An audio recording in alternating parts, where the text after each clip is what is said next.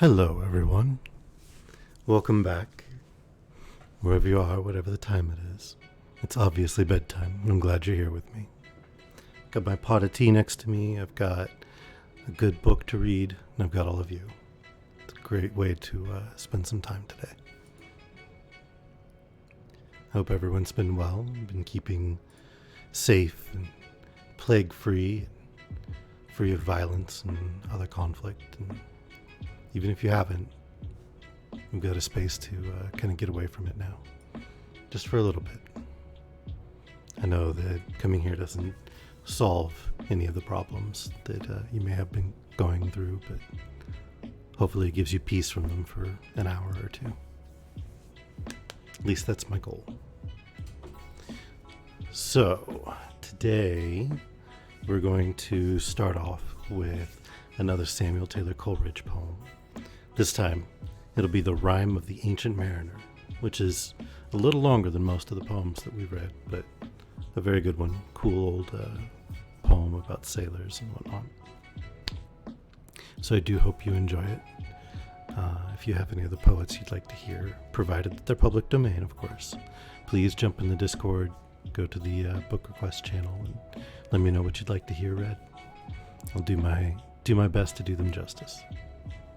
And then after that, we'll be rejoining Nickleby, who is going to be taking the stage, I think, in today's reading.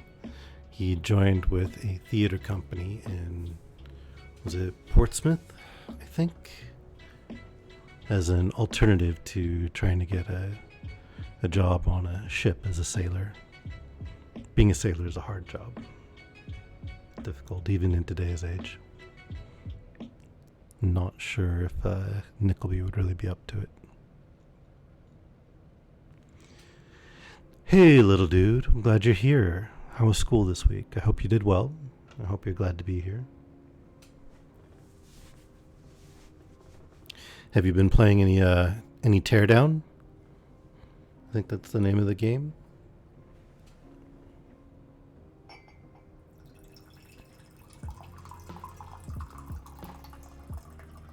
How is it? What's your favorite way to deconstruct a building? Little dude had a birthday not long back. And gave him a copy of a game on Steam called Teardown, which apparently is about disassembling buildings and structures. So kind of the anti-Minecraft. Build things in Minecraft, and instead in Teardown you destroy them.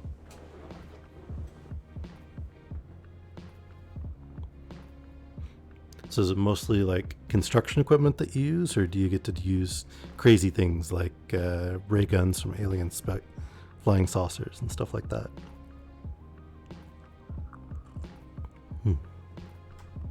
That's pretty warm. Guns? Guns? Not sure guns are the best way to deconstruct a building. Are they really big guns, maybe? Cannons and artillery and such? Okay.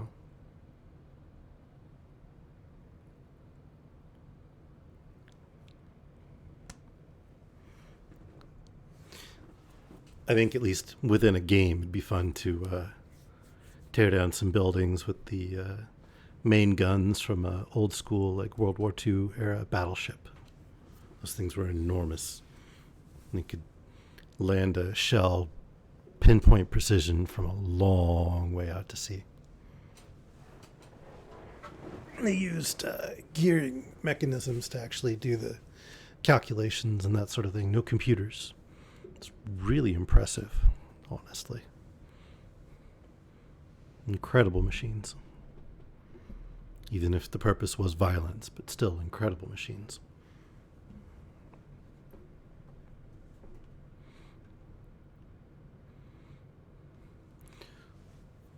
I'm glad you're here, Gecko. Very glad you're here. How did your stream go, by the way? Speaking of, if anybody wants to check Gecko out, she is awesome. She streams magic. She's been helping me kind of get back into it. So if you enjoy magic, check out her streams. Apparently she also streams Jackbox.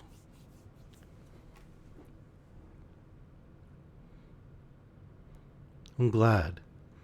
She took a hiatus from streaming for a bit. I admit I've been poking at her to get back into it.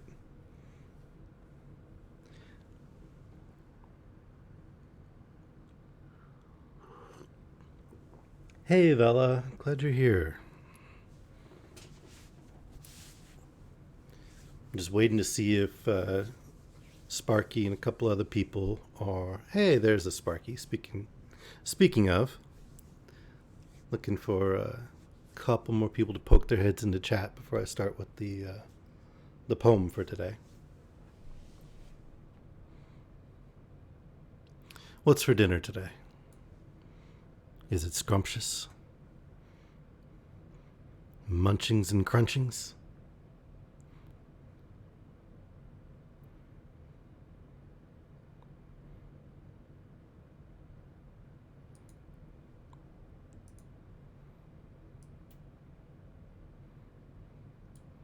All right.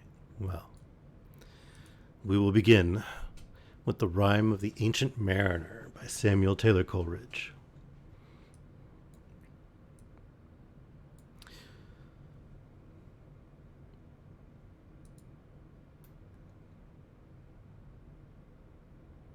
And what's on Gecko's Twitch?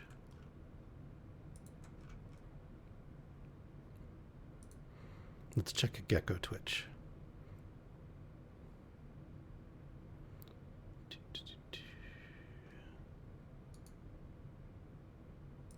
Open link.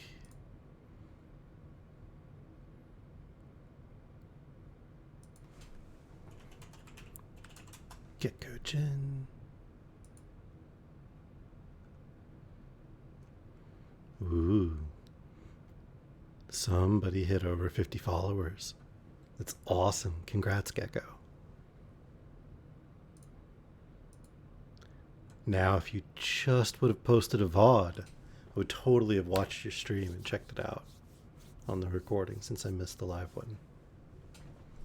You should go in and tick that box. Make sure that you're getting your VOD so I can catch them if I don't catch them live.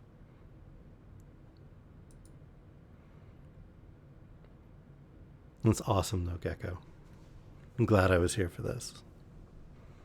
For those of you who are just joining, Gecko Jin is a streamer friend of ours. Awesome person. And she just hit 51 followers. But I promised you a poem, and I'm going to stop being distracted. So I'm not going to look at chat for a few minutes. So if I don't reply, please forgive me. But I am going to focus on reading the poem for today. Part 1. It is an ancient mariner, and he stoppeth one of three. By thy long grey beard and glittering eye, now wherefore stoppest thou me? The bridegroom's doors are opened wide, and I am next of kin. The guests are met, the feast is set, mayest hear the merry din. He holds him with his skinny hand. There was a ship, quoth he. Hold off, unhand me, greybeard loon, eftsoons his hand dropped thee. He holds him with his glittering eye. The wedding guest stood still, and listens like a 3 years child. The mariner hath his will. The wedding guest sat on a stone. He cannot choose but hear. And thus spake on that ancient man, the bright-eyed mariner. The ship was cheered and the harbor cleared.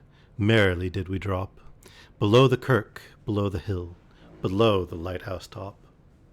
The sun came up upon the left, out of the sea came he, and he shone bright, and on the right went down into the sea. Higher and higher every day, till over the mast at noon, the wedding guest here beat his breast, for he heard the loud bassoon. The bride hath paced into the hall, red as a rose is she. Nodding their heads before her goes the merry minstrelsy.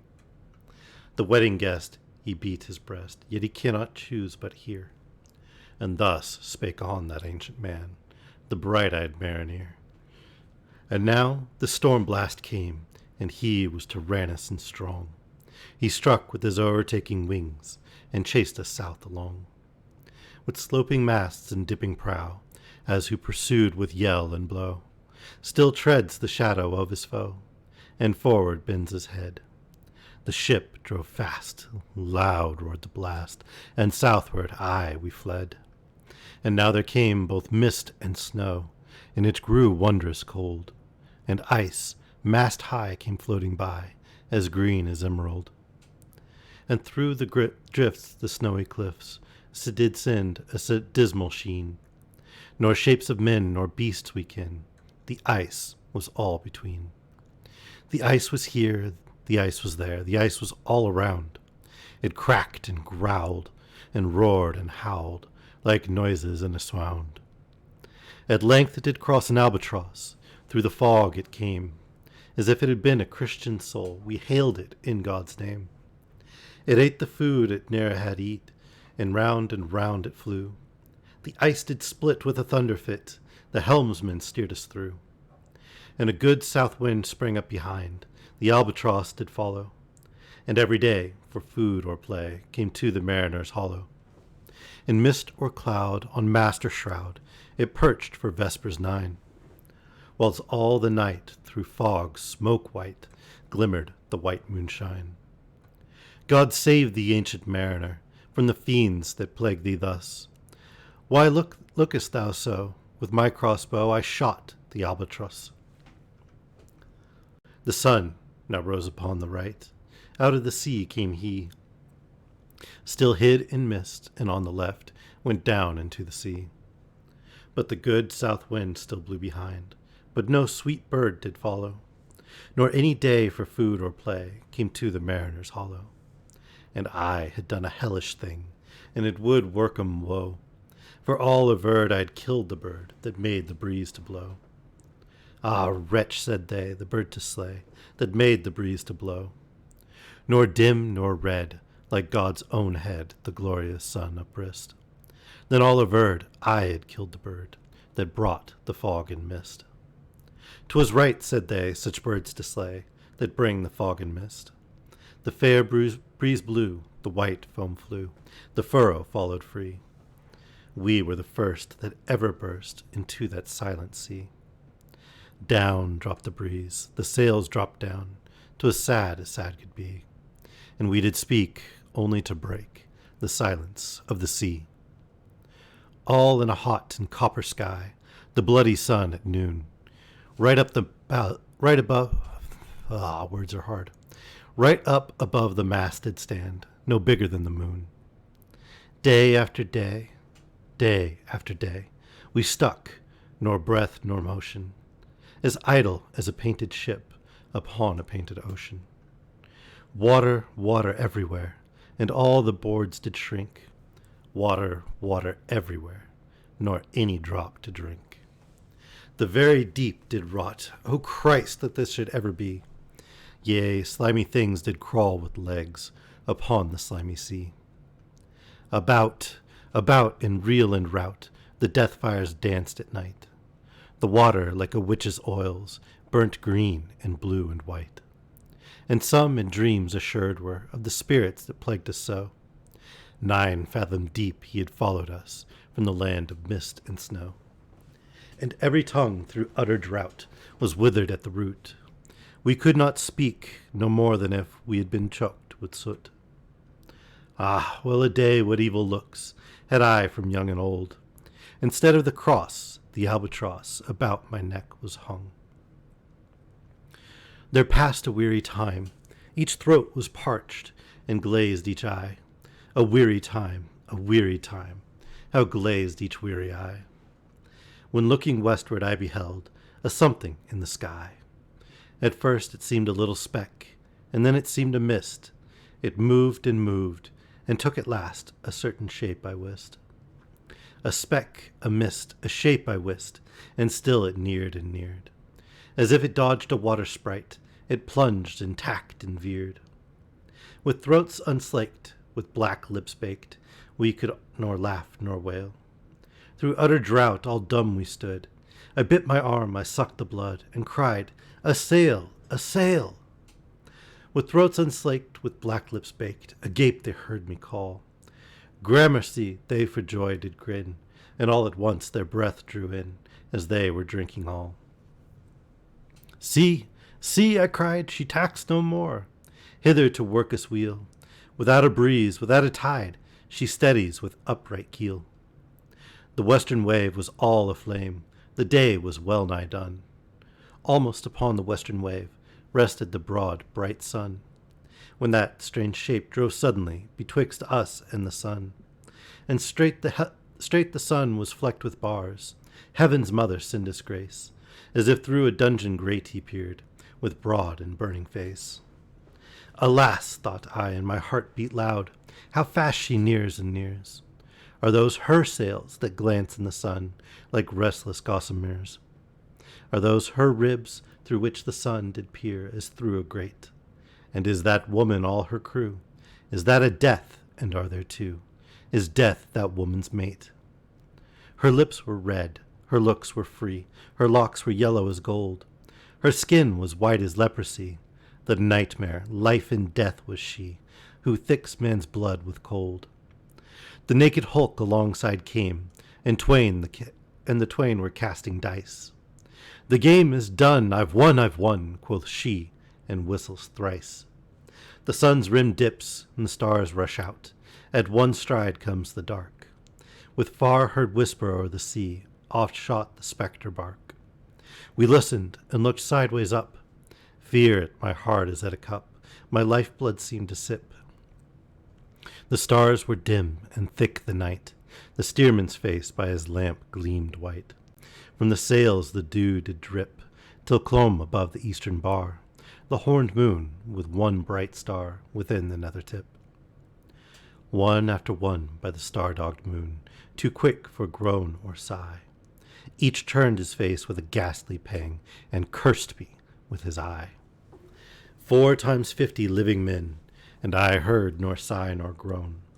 With heavy thump, a lifeless lump, they dropped down one by one. The souls did from their bodies fly, they fled to bliss or woe, and every soul had passed me by like the whiz of my crossbow. I fear thee, ancient mariner, I fear thy skinny hand, and thou art long and lank and brown, as is the ribbed sea sand. I fear thee and thy glittering eye, and thy skinny hand so brown. Fear not, thou wedding guest, this body dropped not down. Alone, alone, all alone, alone on a wide, wide sea, and never a saint took pity on my soul in agony. The many men, so beautiful, and they all dead did lie, and 1,000 slimy things lived on, and so did I. I looked upon the rotting sea, and drew my eyes away. I looked upon the rotting deck, and there the dead men lay.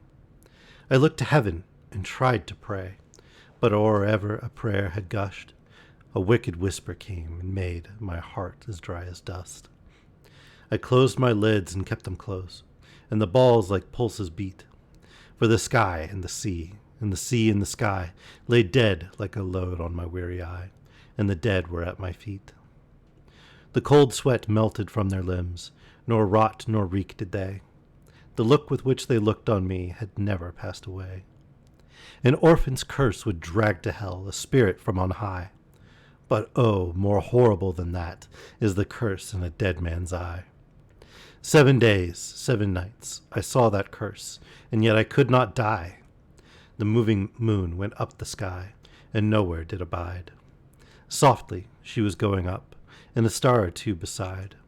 Her beams bemocked the sultry main, like April hoarfrost spread. But where the ship's huge shadow lay, the charmed water burnt alway, a still and awful red. Below the shadow of the ship, I watched the water snakes. They moved in tracks of shining white, and when they reared, the elfish light fell off in hoary flakes. Within the shadow of the ship, I watched their rich attire.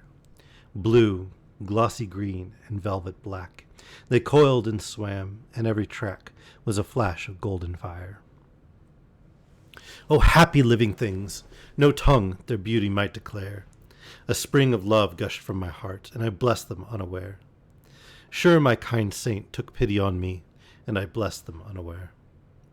The self-same moment I could pray, and from my neck so free, The albatross fell off and sank like lead into the sea. O sleep, it is a gentle thing, beloved from pole to pole. To Mary Queen the praise be given. She sent the gentle sleep from heaven that slid into my soul. The silly buckets on the deck that had so long remained, I dreamt that they were filled with dew, and when I awoke it rained. My lips were wet, and my throat was cold, my garments all were dank. Sure, I had drunken in my dreams, and still my body drank. I moved, and could not feel my limbs. I was so light, almost, I thought I had died in sleep, and was a blessed ghost. And soon I heard a roaring wind. It did not come anear, but with its sounds it shook the sails that were so thin and sere. The upper air burst into life, and 100 fire flags sheen. To and fro they were hurried about, and to and fro and in and out the wan stars danced between. And the coming wind did roar more loud, and the sails did sigh like sedge, and the rain poured down from one black cloud, the moon was at its edge. The thick black cloud was cleft, and still the moon was at its side. Like water shot from some high crag, the lightning fell with never a jag, a river steep and wide. The loud wind never reached the ship, yet now the ship moved on. Beneath the lightning and the moon, the dead men gave a groan. They groaned, they stirred, they all uprose, nor spake nor moved their eyes. It had been strange, even in a dream, to have seen those dead men rise. The helmsman steered, and the ship moved on, yet never a breeze up blew. The mariners all again worked the ropes, where they were wont to do. They raised their limbs like lifeless tools. We were a ghastly crew. The body of my brother's son stood by me knee to knee. The body and I pulled at one rope, but he said naught to me. I fear thee, ancient mariner. Be calm, thou wedding guest. 'Twas not those souls that fled in pain, which to their corpses came again, but a troop of spirits blessed. For when it dawned, they dropped their arms and clustered round the mast. Sweet sounds rose slowly through their mouths, and from their bodies passed. Around, around flew each sweet sound, then darted to the sun. Slowly the sounds came back again, now mixed, now one by one. Sometimes a dropping from the sky, I heard the skylark sing. Sometimes all little birds that are, how they seem to fill the sea and air with their sweet jargoning. And now 'twas like all instruments, now like a lonely flute, and now it is an angel's song that makes the heavens be mute. It ceased, yet still the sails made on, a pleasant noise till noon, a noise like of a hidden brook in the leafy month of June, that to the sleeping woods all night singeth a quiet tune. Till noon we quietly sailed on, yet never a breeze did breathe. Slowly and smoothly went the ship, moved onward from beneath. Under the keel 9 fathom deep, from the land of mist and snow, the spirit slid, and it was he that made the ship to go. The sails at noon left off their tune, and the ship stood still also. The sun, right up above the mast, had fixed her to the ocean, but in a minute she began to stir with short, uneasy motion. Backwards and forwards half her length, with a short, uneasy motion. Then, like a pawing horse let go, she made a sudden bound. It flung the blood into my head, and I fell down in a swound. How long in that same fit I lay, I have not to declare, but ere my living life returned, I heard, and in my soul discerned, 2 voices in the air. Is it he, quoth one? Is this the man? By him who died on cross. With his cruel bow he laid full low the harmless albatross. The spirit who bideth by himself in the land of mist and snow. He loved the bird that loved the man who shot him with his bow. The other was a softer voice, as soft as honey dew. Quoth he, the man hath penance done, and penance more will do. The first voice. But tell me, speak again, thy soft response renewing. What makes that ship drive on so fast? What is the ocean doing? The second voice. Still is a slave before his lord. The ocean hath no blast. His great bright eye most silently up to the moon is cast, if he may know which way to go, for she guides him smooth or grim. See, brother, see, how graciously she looketh down on him. First voice. But why drives on that ship so fast, without or wave or wind? The second voice. The air is cut away before, and closes from behind. Fly, brother, fly, more high, or we shall be belated. For slow and slow that ship will go, when the mariner's trance is abated.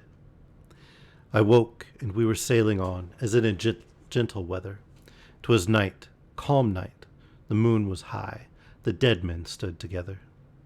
All stood together on the deck, for a charnel dungeon fitter. All fixed on me their stony eyes, that in the moon did glitter. The pang, the curse with which they died, had never passed away. I could not draw my eyes from theirs, nor turn them up to pray. And now the spell was snapped. Once more I viewed the ocean green, and looked far forth, yet little saw of what else had been seen. Like one that on a lonesome road doth walk in fear and dread, and having once turned round walks on, and turns no more his head, because he knows a frightful fiend doth close behind him tread. But soon there breathed the wind on me, nor sound nor motion made. Its path was not upon the sea, in ripple or in shade. It raised my hair and fanned my cheek like a meadow gale of spring.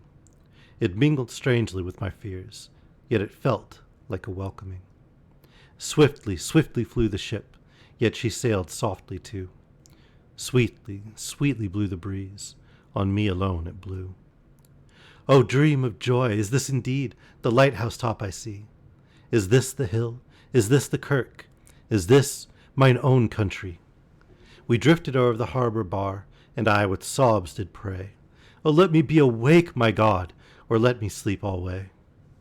The harbor bay was clear as glass, so smoothly was it strewn, and on the bay the moonlight lay, in the shadow of the moon.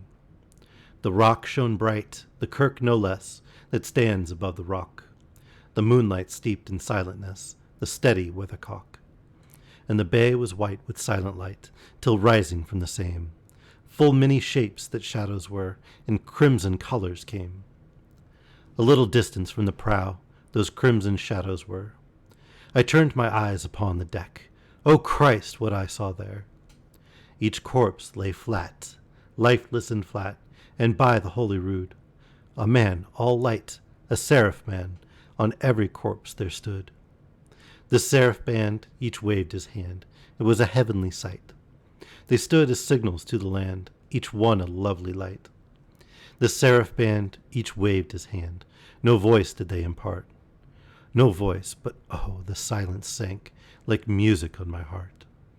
But soon I heard the dash of oars. I heard the pilot's cheer. My head was turned perforce away, and I saw a boat appear.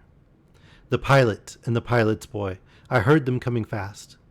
Dear Lord in heaven, it was a joy the dead men could not blast.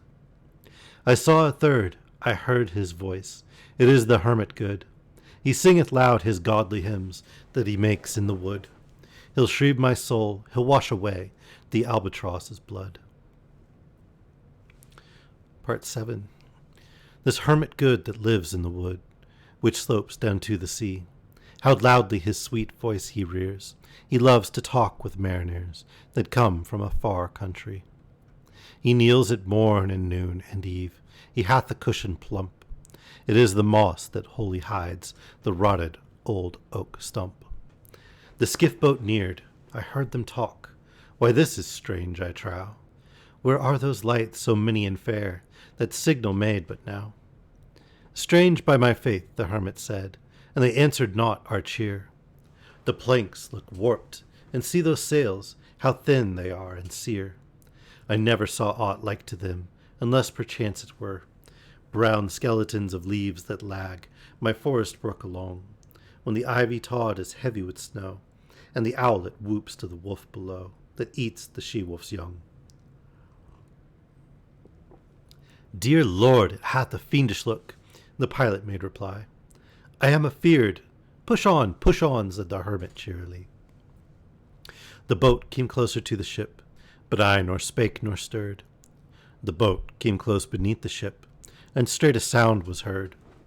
Under the water it rumbled on, still louder and more dread. It reached the ship, it split the bay. The ship went down like lead. Stunned by that loud and dreadful sound, which sky and ocean smote, like one that hath been 7 days drowned, my body lay afloat. But swift as dreams myself I found within the pilot's boat. Upon the whirl where sank the ship, the boat spun round and round, and all was still save that the hill was telling of the sound. I moved my lips, the pilot shrieked and fell down in a fit. The holy hermit raised his eyes and prayed where he did sit. I took the oars, the pilot's boys, who now doth crazy go, laughed loud and long, and all the while his eyes went to and fro. Ha ha, quoth he, full plain I see, the devil knows how to row. And now, all in my own country, I stood on the firm land. The hermit stepped forth from the boat, and scarcely could he stand. O shrieve me, holy man, the hermit crossed his brow. Say quick, quoth he, I bid thee say, what manner of man art thou? Forthwith this frame of mine was wrenched with a woeful agony, which forced me to begin my tale, and then it left me free. Since then, at an uncertain hour, that agony returns, until my ghastly tale is told, this heart within me burns. I pass like night from land to land. I have strange power of speech. That moment that his face I see, I know the man that must hear me. To him my tale I teach. What loud uproar bursts from that door? The wedding guests are there. But in the garden bower the bride and bridesmaids singing are, and hark the little vesper bell, which biddeth me to prayer. O wedding guest, this soul hath been alone on a wide, wide sea. So lonely 'twas that God himself scarce seemed there to be. O sweeter than the marriage feast, 'tis sweeter far to me, to walk together to the kirk with a goodly company. To walk together to the kirk, and all together pray, while each to his great Father bends, old men and babes and loving friends, and youth and maidens gay. Farewell, farewell, but this I tell to thee, thou wedding guest. He prayeth well who loveth well, both man and bird and beast. He prayeth best who loveth best, all things both great and small. For the dear God who loveth us, he made and loveth all.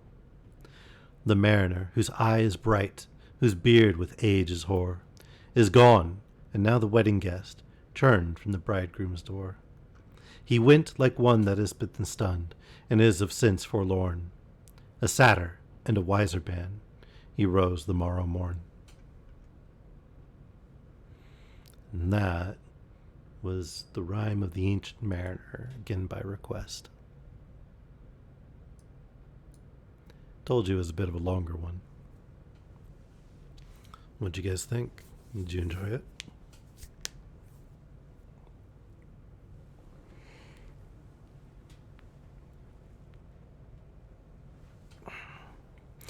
I admit, when I skimmed it, I didn't think it was quite as long as it was. Hello, JMath. Welcome. I'm glad you're here. How are you today?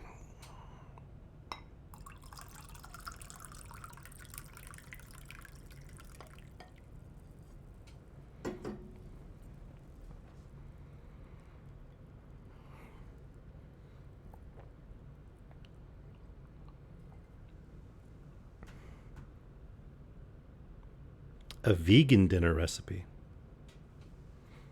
Okay. What was the recipe?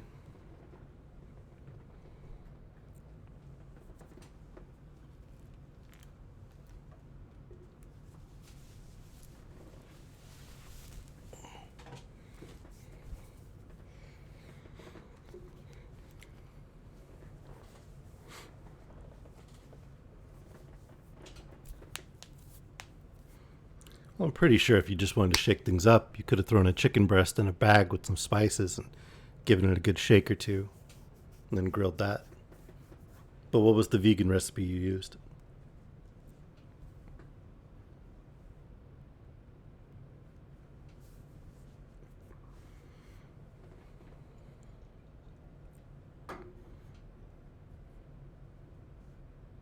Okay.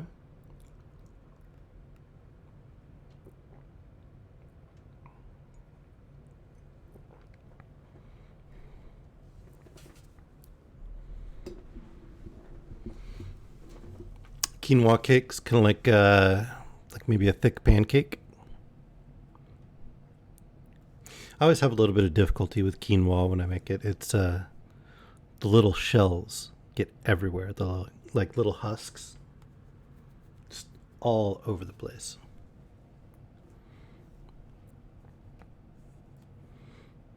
Right, like a kind of thick griddle cake sort of thing. That's what I was talking about. Maybe I didn't choose the best imagery. Honestly, I think I'd rather have a crab cake though. Quinoa is not bad, don't get me wrong, but crab cakes sound good now. Can't even remember the last time I had crab cakes. I think I had crab like a year ago. Pre-pandemic, anyway.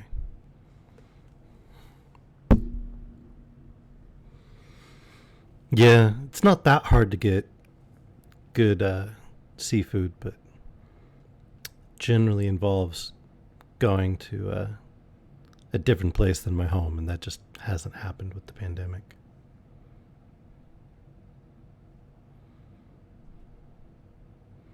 On the bright side, vaccines are rolling out around the world, so hopefully.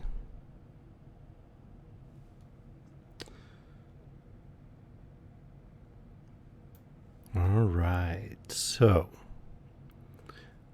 we were going to pick back up with Nicholas Nickleby, and he had agreed to join the company of Mr. Vincent Crummels, possibly as like the staff writer, but also like advertisement, and I imagine general dog's body and gopher.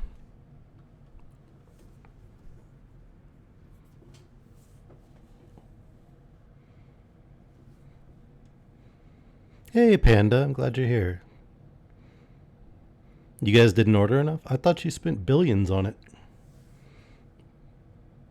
In fact, I thought I read somewhere that you bought so many dosages that South America wasn't going to be able to get enough for their population, even though they did the bulk of the vaccine testing down there.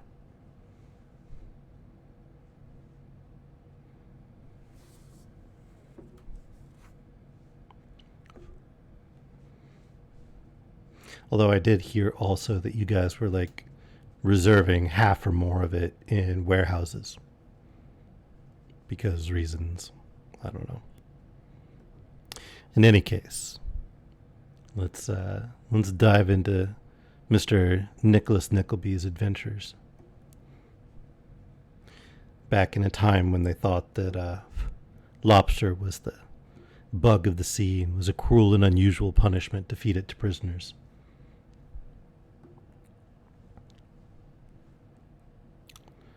So we're in with chapter 23. Treats of the company of Mr. Vincent Crummels and of his affairs, domestic and theatrical. As Mr. Crummels had a strange four-legged animal in the inn stables, which he called a pony, and a vehicle of unknown design, on which he bestowed the appellation of a four-wheeled phaeton, Nicholas proceeded on his journey next morning with greater ease than he had expected, the manager and himself occupying the front seat, and the Master Crummelses and Smike being packed together behind, in company with a wicker basket defended from wet by a stout oilskin, in which were the broadswords, pistols, pigtails, nautical costumes, and other professional necessaries of the aforesaid young gentleman.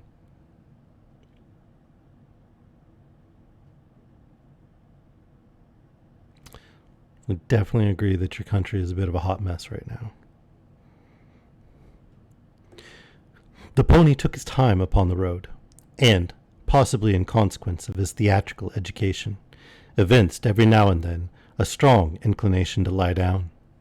However, Mr. Vincent Crummles kept him up pretty well by jerking the rein and plying the whip, and when these means failed, and the animal came to a stand, the elder Master Crummles got out and kicked him.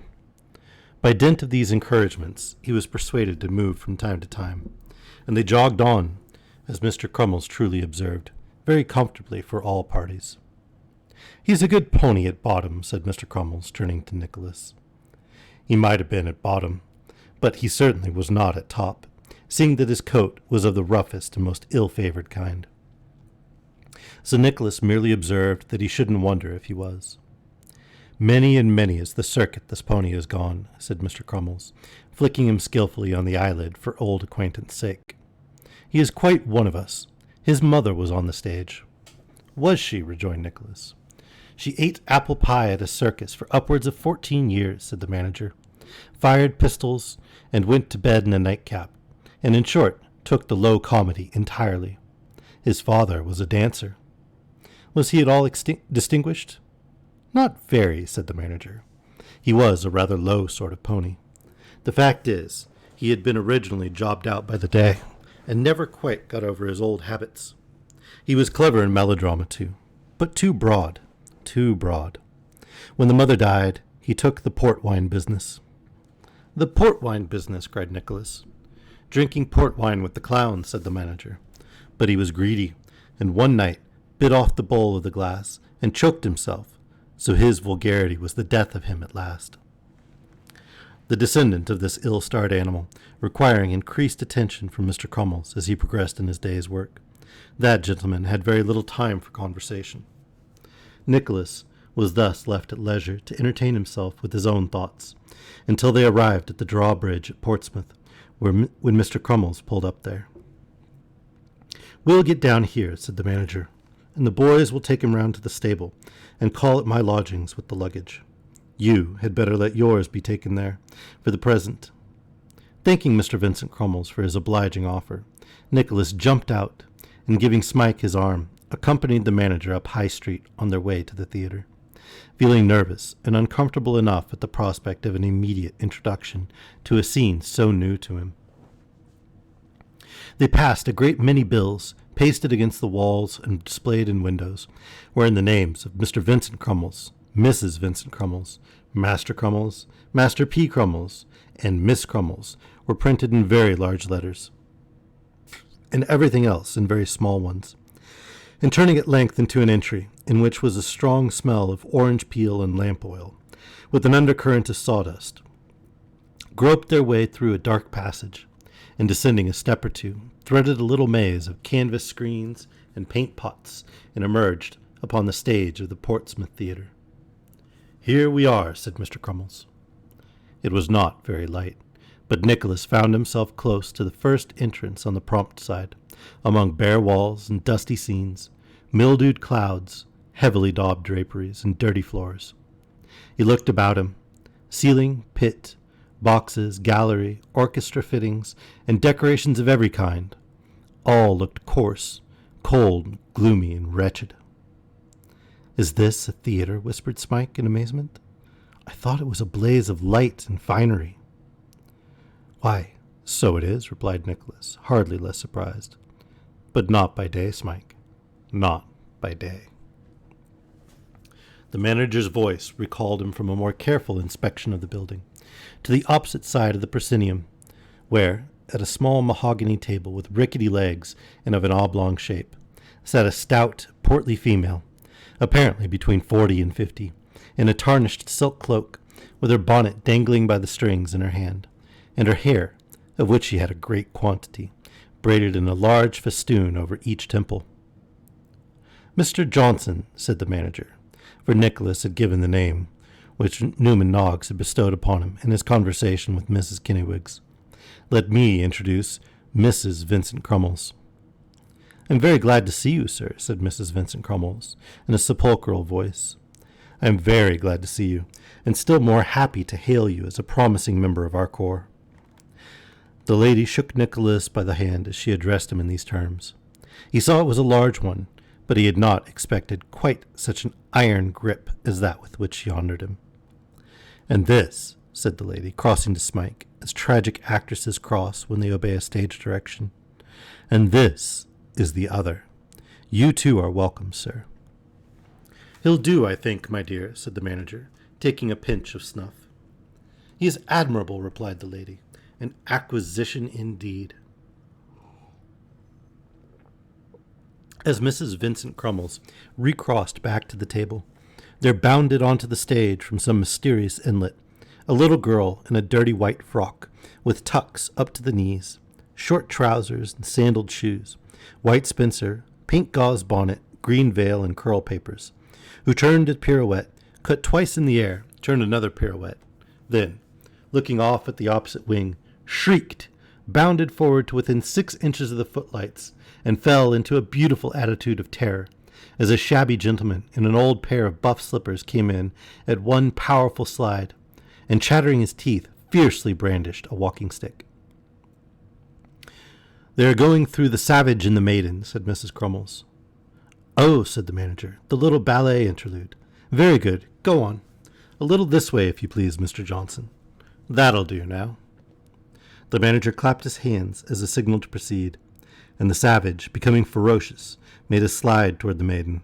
But the maiden avoided him in 6 twirls, and came down at the end of the last one, upon the very points of her toes. This seemed to make some impression upon the savage, for after a little more ferocity and chasing of the maiden into corners, he began to relent, and stroked his face several times with his right thumb and forefingers, thereby intimating that he was struck with admiration of the maiden's beauty. Acting upon the impulse of this passion, he, the savage, began to hit himself severe thumps in the chest, and to exhibit other indications of being desperately in love, which, being rather a prosy proceeding, was very likely the cause of the maiden's falling asleep. Whether it was or no, asleep she did fall, sound as a church on a sloping bank, and the savage, perceiving it, leant his left ear on his left hand, and nodded sideways to intimate to all whom it might concern that she was asleep, and no shamming. Being left to himself, the savage had a dance all alone. Just as he left off, the maiden woke up, rubbed her eyes, got off the bank, and had a dance all alone too. Such a dance that the savage looked on in ecstasy all the while, and when it was done, plucked from a neighboring tree some botanical curiosity, resembling a small pickled cabbage, and offered it to the maiden, who at first wouldn't have it, but on the savage shedding tears relented. Then the savage jumped for joy. Then the maiden jumped for rapture at the sweet smell of the pickled cabbage. Then the savage and the maiden danced violently together. And finally, the savage dropped down on one knee, and the maiden stood on one leg upon his other knee, thus concluding the ballet, and leaving the spectators in a state of pleasing uncertainty, whether she would ultimately marry the savage, or return to her friends. "Very well indeed," said Mr. Crummles. "Bravo!" "Bravo!" cried Nicholas, resolved to make the best of everything. "Beautiful!" "This, sir," said Mr. Vincent Crummles, bringing the maiden forward. "This is the infant phenomenon, Miss Ninetta Crummles." "Your daughter?" inquired Nicholas. "My daughter. My daughter," replied Mr. Vincent Crummles. "The idol of every place we go into, sir. We have had complimentary letters about this girl, sir, from the nobility and gentry of almost every town in England." "I am not surprised at that," said Nicholas. "She must be quite a natural genius." "Quite a—" Mr. Crummles stopped. Language was not powerful enough to describe the infant phenomenon. "I'll tell you what, sir," he said. "The talent of this child is not to be imagined. She must be seen, sir, seen, to be ever so faintly appreciated. There, go to your mother, my dear." "May I ask how old she is?" inquired Nicholas. "You may, sir," replied Mr. Crummles, looking steadily in his questioner's face, as some men do when they have doubts about being implicitly believed in what they are going to say. "She is 10 years of age, sir." "Not more?" "Not a day." "Dear me," said Nicholas, "it's extraordinary." It was, for the infant phenomenon, though of short stature, had a comparatively aged countenance, and had, moreover, been precisely the same age, not perhaps to the full extent of the memory of the oldest inhabitant, but certainly for 5 good years. But she had been kept up late every night, and put upon an unlimited allowance of gin and water from infancy, to prevent her growing tall, and perhaps this system of training had produced in the infant phenomenon these additional phenomena. So, basically child abuse. While this short dialogue was going on, the gentleman who had enacted the savage came up, with his walking shoes on his feet and his slippers in his hand, to within a few paces, as if desirous to join in the conversation. Deeming this a good opportunity, he put in his word. "Talent there, sir," said the savage, nodding toward Miss Crummles. Nicholas assented. "Ah," said the actor, setting his teeth together and drawing in a breath with a hissing sound. "She oughtn't to be in the provinces. She oughtn't." "What do you mean?" asked the manager. "I mean to say," replied the other warmly, "that she is too good for country boards, and that she ought to be in one of the large houses in London, or nowhere. And I tell you more, without mincing the matter, that if it wasn't for envy and jealousy in some quarter that you know of, she would be there. Perhaps you'll introduce me here, Mr. Crummles." "Mr. Folair," said the manager, presenting him to Nicholas. "Happy to know you, sir." Mr. Folair touched the brim of his hat with his forefinger, and then shook hands. "A recruit, sir, I understand." "An unworthy one," replied Nicholas. "Did you ever see such a set-out as that?" whispered the actor, drawing him away as Crummles left them to speak with his wife. "As what?" Mr. Folair made a funny face from his pantomime collection and pointed over his shoulder. "You don't mean the infant phenomenon?" "Infinite humbug, sir," replied Mr. Folair. "There isn't a female child of common sharpness in a charity school that couldn't do better than that. She may thank her stars that she was born a manager's daughter." "You seem to take it to heart," observed Nicholas with a smile. "Yes, by Jove, and well I may," said Mr. Folair, drawing his arm through his and walking him up and down the stage. "Isn't it enough to make a man crusty to see that little sprawler put up in the best business every night, and actually keeping money out of the house by being forced down the people's throats, while other people are passed over? Isn't it extraordinary to see a man's confounded family conceit blinding him, even to his own interest?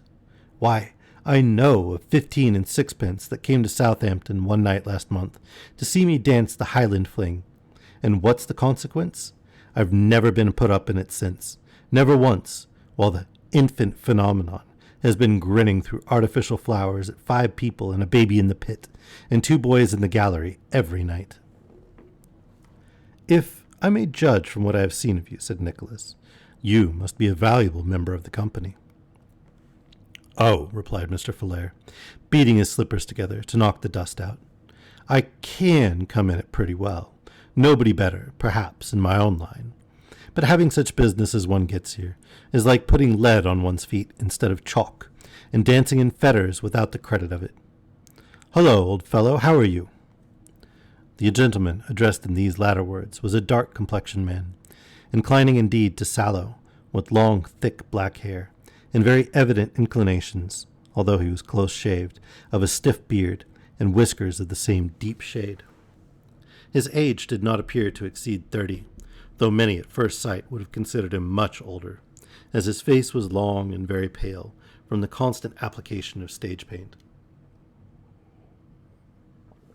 He wore a checkered shirt, an old green coat with new gilt buttons, a neckerchief of broad red and green stripes, and full blue trousers.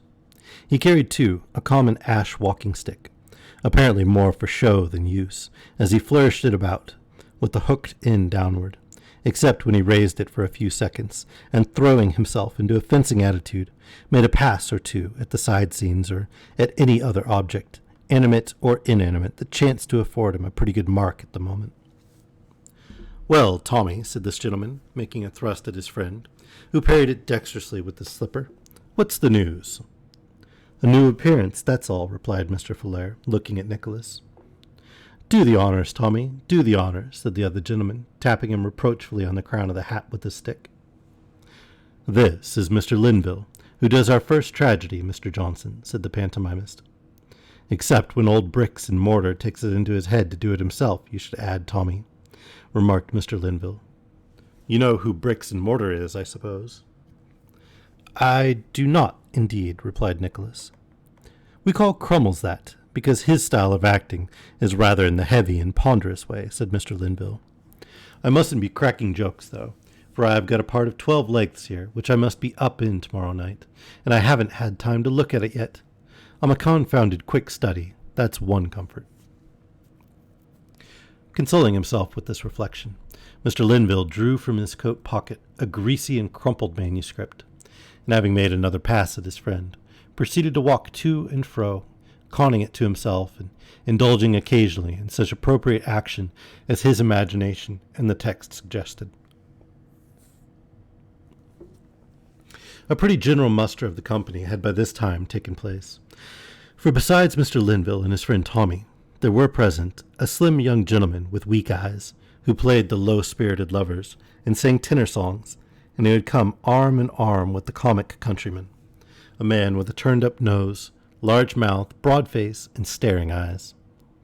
Making himself very amiable to the infant phenomenon was an inebriated elderly gentleman in the last depths of shabbiness, who played the calm and virtuous old men, and paid a special court to Mrs. Crummles, was another elderly gentleman, a shade more respectable, who played the irascible old men, those funny fellows who have nephews in the army and perpetually run about with thick sticks to compel them to marry heiresses. Besides these, there was a roving-looking person in a rough greatcoat, who strode up and down in front of the lamps, flourishing a dress cane and rattling away in an undertone with great vivacity for the amusement of an ideal audience. He was not quite so young as he had been, and his figure was rather running to seed, but there was an air of exaggerated gentility about him, which bespoke the hero of swaggering comedy. There was also a little group of 3 or 4 young men with lantern jaws and thick eyebrows, who were conversing in one corner, but they seemed to be of secondary importance, and laughed and talked together without attracting any attention. The ladies were gathered in a little knot by themselves round the rickety table before mentioned. There was Mrs. Snevicelli, Snevilicci, who could do anything from a medley dance to Lady Macbeth, and also always played some part in blue silk knee-smalls at her benefit, glancing from the depths of her coal-scuttle straw bonnet at Nicholas, and affecting to be absorbed in the recital of a diverting story to her friend, Miss Ledrick, who had brought her work and was making up a ruff in the most natural manner possible. There was Mrs. Belvani, who seldom aspired to speaking parts, and usually went on as a page in white silk hose, to stand with one leg bent and contemplate the audience, or to go in and out after Mr. Crummles in stately tragedy, twisting up the ringlets of the beautiful Miss Bravassa, who had once had her likeness taken, in character, by an engraver's apprentice, whereof impressions were hung up for sale in the pastry cook's window, and the greengrocer's, and at the circulating library, and the box office, whenever the announce bills came out for her annual night. There was Mrs. Linville, in a very limp bonnet and veil, decidedly in that way in which she would wish to be if she truly loved Mr. Linville. There was Miss Gazingi, with an imitation ermine boa tied in a loose knot round her neck, flogging Mr. Crummles Jr. with both ends in fun. Lastly, there was Mrs. Gruden in a brown cloth pelisse and a beaver bonnet, who assisted Mrs. Crummles in her domestic affairs, and took money at the doors, and dressed the ladies, and swept the house, and held the prompt book when everybody else was on for the last scene, and acted any kind of part on any emergency without ever learning it, and was put down in the bills under any name or names whatever that occurred to Mr. Crummles as looking well in print. Mr. Fuller, having obligingly confided these particulars to Nicholas, left him to mingle with his fellows. The work of a personal introduction was completed by Mr. Vincent Crummles, who publicly heralded the new actor as a prodigy of genius and learning. "I beg your pardon," said Miss That name's just going to kill me. Snevilicci, sidling toward Nicholas. "But did you ever play at Canterbury?" "I never did," replied Nicholas. "I recollect meeting a gentleman at Canterbury," said Miss Snevilicci, "only for a few moments, for I was leaving the company as he joined it. So like you that I felt almost certain it was the same."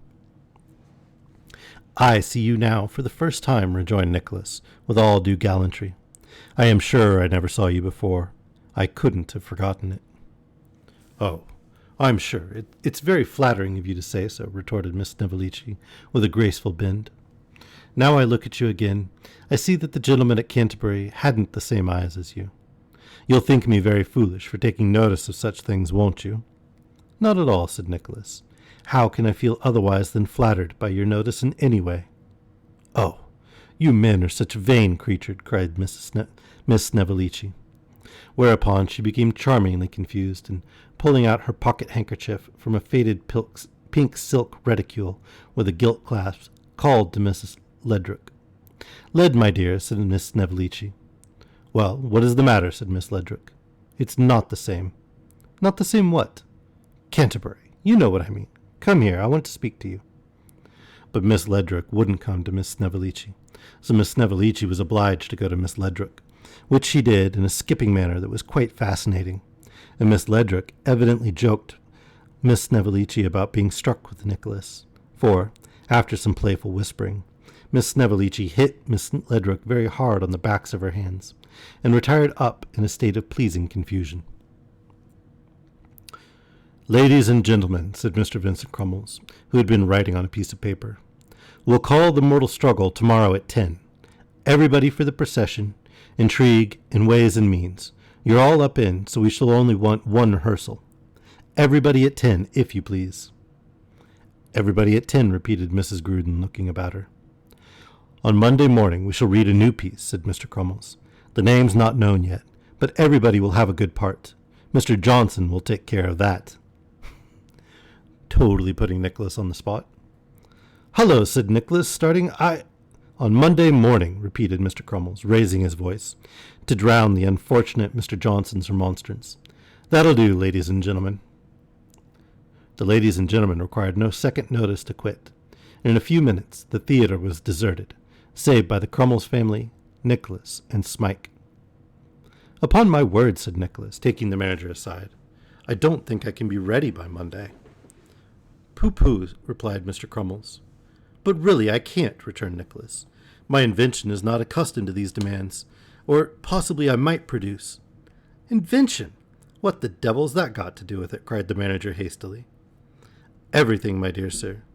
Nothing, my dear sir, retorted the manager, with evident impatience. Do you understand French? Perfectly well. Very good, said the manager, opening the table drawer and giving a roll of paper from it to Nicholas. There. Just turn that into English and put your name on the title page. Damn me, said Mr. Crummles angrily, if I haven't often said that I wouldn't have a man or woman in my company that wasn't master of the language, so that they might learn it from the original and play it in English, and save all this trouble and expense. Nicholas smiled and pocketed the play. What are you going to do about your lodgings? Said Mr. Crummles.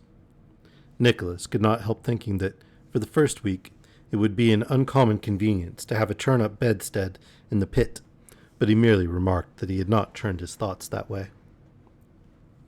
Come home with me, then, said Mr. Crummles, and my boys shall go with you after dinner, and show you the most likely place.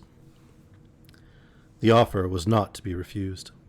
Nicholas and Mr. Crummles gave Mrs. Crummles an arm each, and walked up the street in stately array. Smike, the boys, and the phenomenon went home by a shorter cut, and Mrs. Gruden remained behind to take some cold Irish stew and a pint of porter in the box office.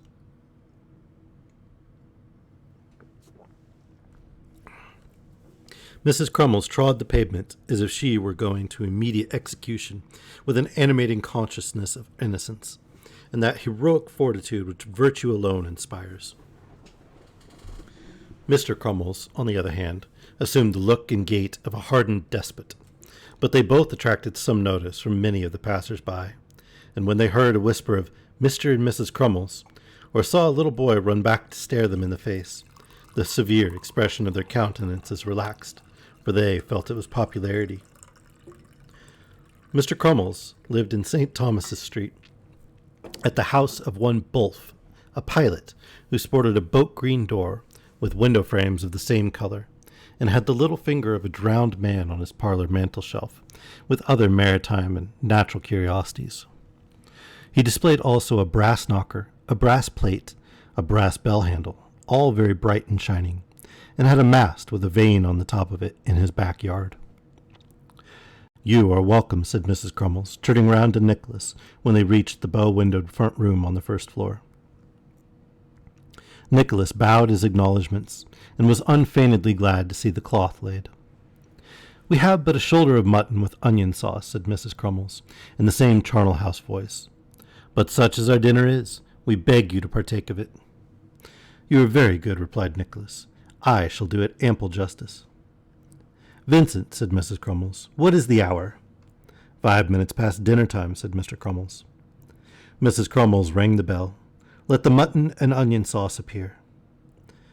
The servant who attended upon Mr. Bulph's lodgers disappeared, and after a short interval reappeared with the festive banquet. Nicholas and the infant phenomenon opposed each other at the Pembroke table, and Smike and the Master Crummleses dined on the sofa bedstead. Are they very theatrical people here?" asked Nicholas.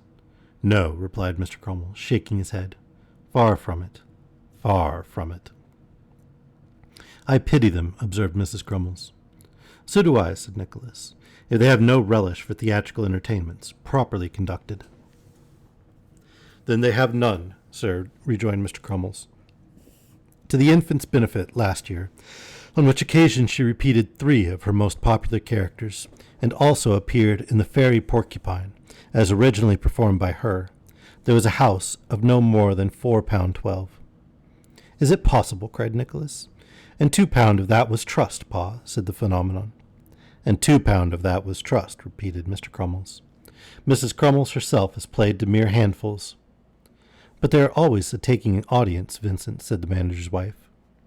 "Most audiences are, when they have good acting. Real good acting, the regular thing," replied Mr. Crummles forcibly. "Do you give lessons, ma'am?" inquired Nicholas. "I do," said Mrs. Crummles. "There is no teaching here, I suppose?" "There has been," said Mrs. Crummles. "I have received pupils here. I imparted tuition to the daughter of a dealer in ships' provision, but it afterward appeared that she was insane when she first came to me. It was very extraordinary that she should come under such circumstances." Not feeling quite so sure of that, Nicholas thought it best to hold his peace. "Let me see," said the manager, cogitating after dinner. "Would you like some nice little part with the infant?" "You are very good," replied Nicholas hastily. "But I think, perhaps, it would be better if I had somebody of my own size at first, in case I should turn out awkward. I should feel more at home, perhaps." "True," said the manager. "Perhaps you would. And you could play up to the infant in time, you know." "Certainly," replied Nicholas, devoutly hoping that it would be a very long time before he was honored with this distinction. "Then I'll tell you what we'll do," said Mr. Crummles. "You shall study Romeo when you've done that piece. Don't forget to throw the pump and tubs in, by the by. Juliet, Miss Snevellicci. Old Gruden, the nurse. Yes, that'll do very well. Rover, too. You might get up Rover while you were about it. And Cassio and Jeremy Diddler. You can easily knock them off. One part helps the other so much. Here they are, cues and all."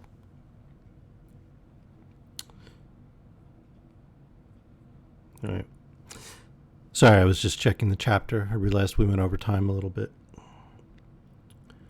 With these hasty general directions, Mr. Crummles thrust a number of little books into the faltering hands of Nicholas, and bidding his eldest son go with him and show where lodgings were to be had, shook him by the hand and wished him good night.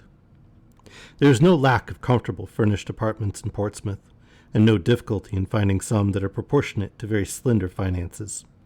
But the former were too good, and the latter too bad, and they went into so many houses and came out unsuited that Nicholas seriously began to think he should be obliged to ask permission to spend the night in the theater after all. Eventually, however, they stumbled upon 2 small rooms up 3 pair of stairs, or rather 2 pair and a ladder, at a tobacconist's shop on the Common Hard, a dirty street leading down to the dockyard. These Nicholas engaged, only too happy to have escaped any request for payment of a week's rent beforehand. "There, lay down our personal property, Smike," he said, after showing young Crummles downstairs. "We have fallen upon strange times, and heaven only knows the end of them. But I am tired with the events of these 3 days, and will postpone reflection till tomorrow, if I can."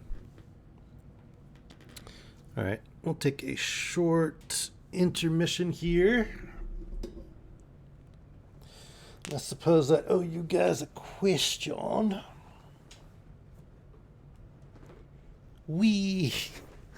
What's we, Gecko?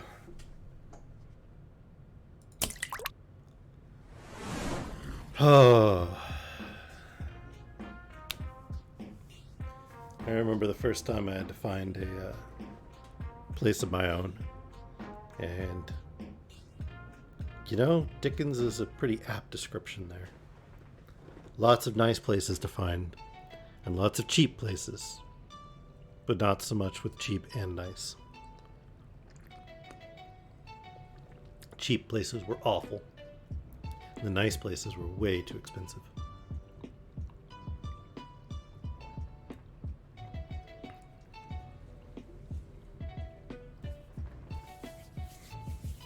Anybody have any particularly memorable experiences looking for their first place on their own?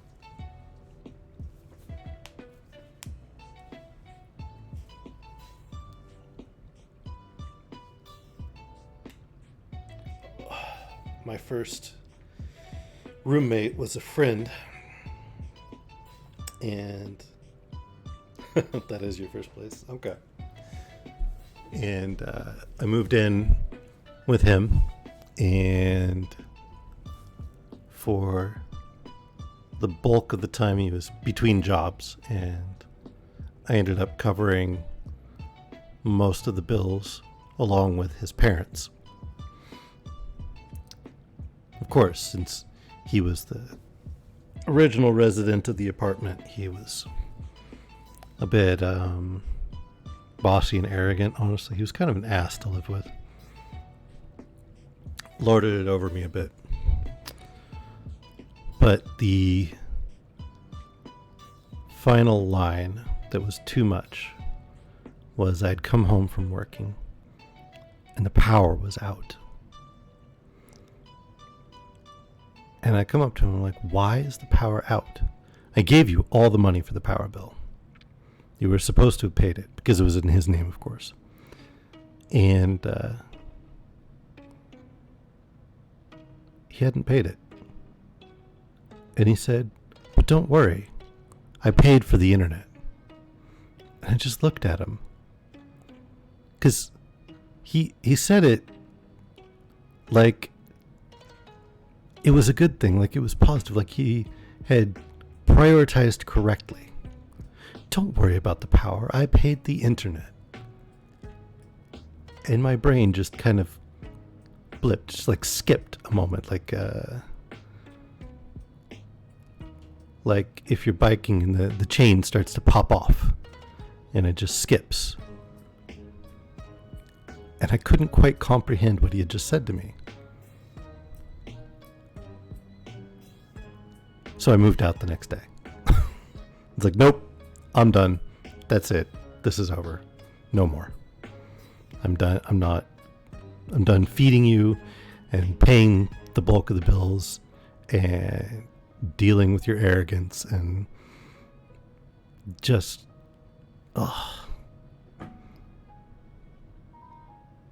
drove me nuts. All he did was sit in his room and play video games.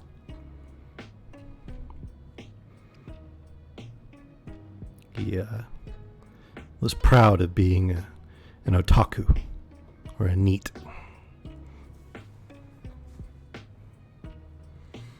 Yeah, troubling thing that, that didn't work without power.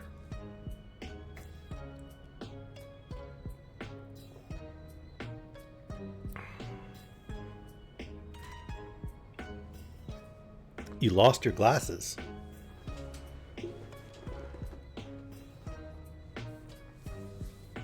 Like just now, or like when you moved in the first time?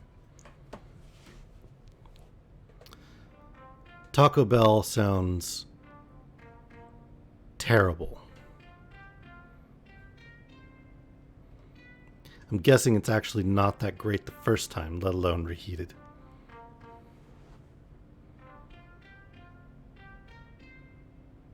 What do you mean meal prep? Like you bought a whole bunch of Taco Bell and then refrigerated it, and that was your meals for like multiple days?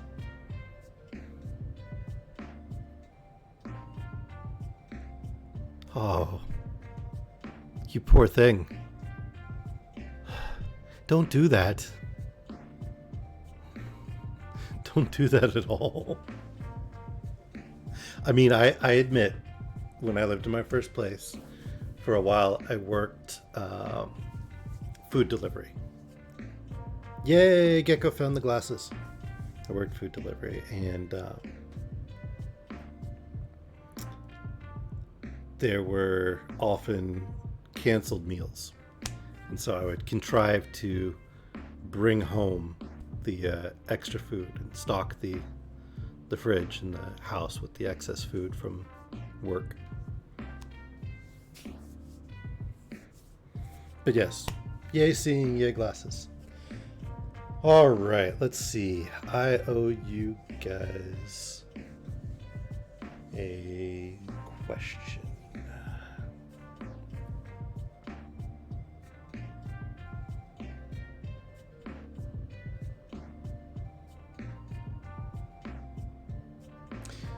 When Conan went to rescue the princess, what helped him overcome the sorcerer's power, the sorcerers of the Black Circle?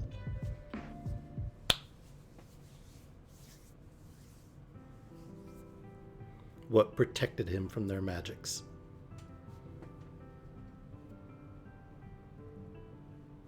That's the question for the giveaway for today.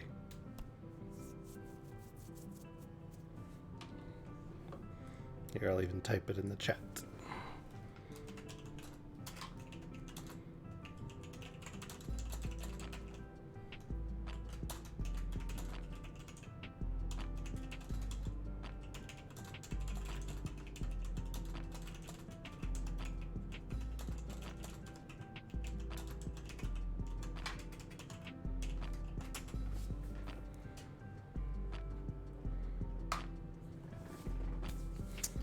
All right, and as I've said before, first correct answer will get a bonus point, but you have until the end of the month to answer these questions.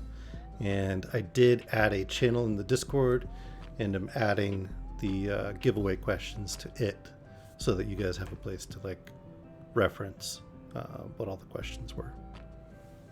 So answer there, and you can win a couple of Steam games.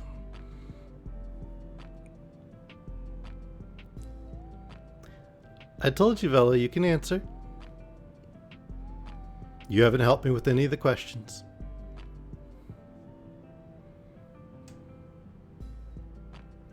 It's a secret? Uh-oh. Anyway, you do have to join the Discord, and Streamlabs popped up the link for you, so if you haven't yet, please do join the Discord. Come hang out with me and the other members of the bedtime community. We play games throughout the week. We talk about books that we've read. There's channels so you can request specific books or poems for the readings. And obviously, it's where you DM me for answers for the giveaway.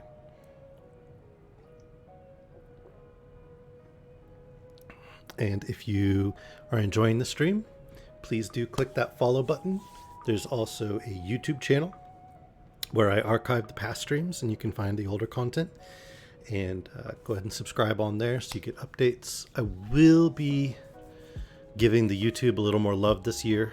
I'm just frankly learning how to do the video editing and other things like that. So I am trying to level myself up and be able to deliver better product to you guys. So, and if you want to support what I'm doing and contribute to financially to making the stream better and me being able to provide more, there is a Patreon link. Obviously you don't have to support it, but if you choose to, it is there and available. There's several tiers with some small rewards for it. The link is on the screen right now, and I'll go ahead and put it in the Discord or the chat as well. Or I will completely not put it in the chat. What the heck? I biffed that command. Sorry about that. Check the dashboard and find out how I screwed that up. Support, not Patreon. Okay. See, this is why I need Vela. She's far more intelligent than I am. All right. Support, not Patreon. My bad. Thank you so much, Vela. I appreciate you so much. You saved my butt, like, on the daily.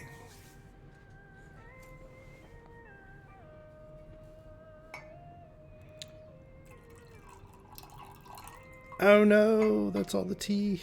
Shoot. Out of tea. Oh well.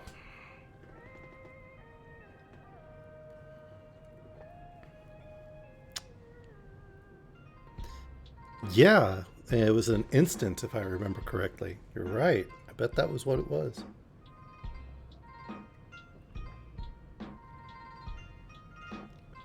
He had to tap some plains mana. Get some white mana going. You gonna play against me after the reading, J-Math? Play some Magic with me?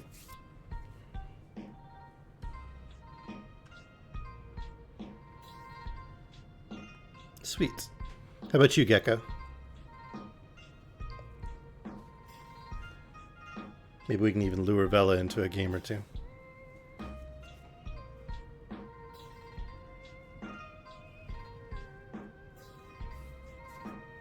Okay. Well, you know, crazy thought. You stream Magic, I stream Magic. We could stream, you know, playing against each other. Total madness, right? And then, you know, people could have both of our channels up side by side and they could, you know, actually see what each of us is thinking. Crazy talk, though, right? All right. Well, let's jump back into Nicholas Nickleby for like 20, 30 more minutes. We'll do one more chapter, basically. And then we'll swap over to Magic. And then Gecko can kick my butt, as she often does. Well, not forever after the stream, right, Bella? You could, after you put little dude to bed, you could come back and play some Magic and hang out. I hope.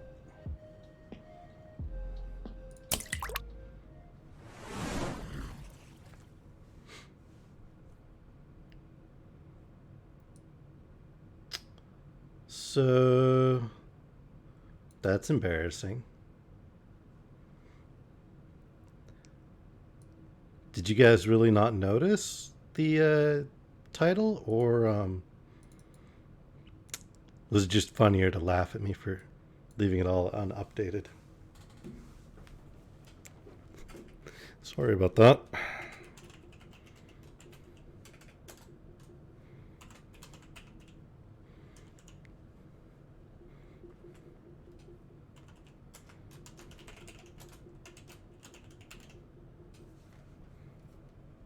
Stop laughing at me, Gecko.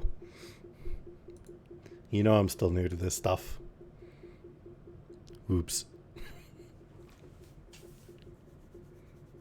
Sorry.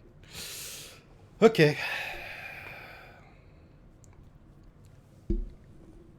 I shall try to pay more attention to my Streamlabs.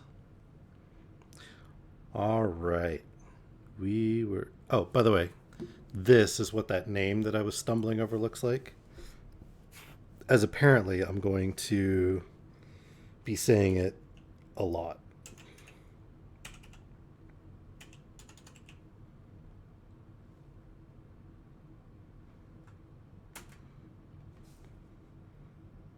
Yep. Pretty sure I spelled it right. All right. You guys try to say it. Come on, everybody try to read that name that I just typed. And be honest about messing it up. Don't be like, oh, I said it perfect. Give it a try. You know, maybe it is. Maybe it's just a made-up name to be fancy.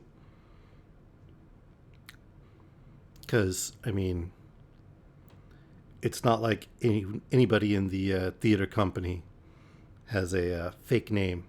Oh, wait. Yes, they do.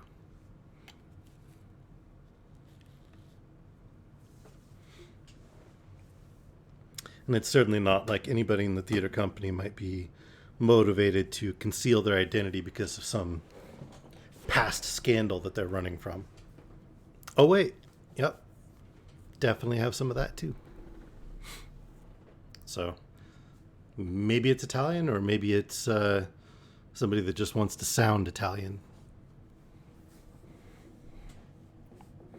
I'm not convinced either way. All right. Chapter 24. How did I know you were going to make an Olive Garden joke? Hey, Car, welcome. Glad you're here. How are you doing today? This morning, this evening, this afternoon, whichever it happens to be. This twilight hour. Of the great bespeak for Miss Snevellicci, and the first appearance of Nicholas upon any stage.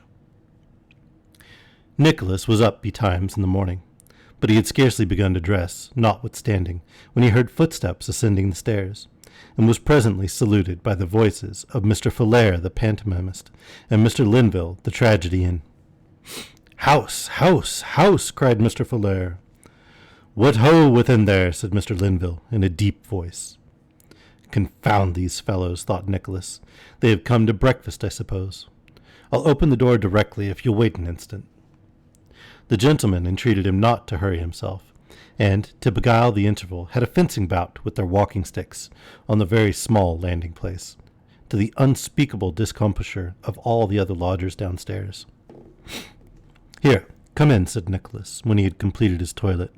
"In the name of all that's horrible, don't make that noise outside." By the way, toilet in this context is like washing up, splashing water in the face, combing hair, brushing teeth, all that sort of thing. It's not just the making the poo-poo. I can't believe I just said that.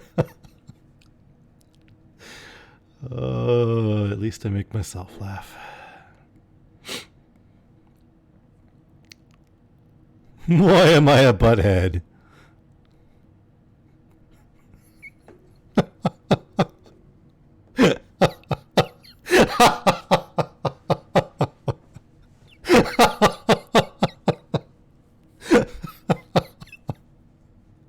Well, don't try to breathe your burger or exhale it.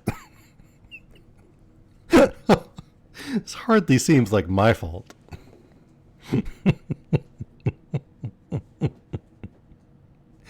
All right. "An uncommon snug little box, this," said Mr. Linville, stepping into the front room and taking his hat off before he could get in at all. "Pernicious snug. For a man at all particular in such matters, it might be a trifle too snug," said Nicholas. "For although it is, undoubtedly, a great convenience to be able to reach anything you want from the ceiling or the floor, or either side of the room, without having to move from your chair, still these advantages can only be had in an apartment of the most limited size."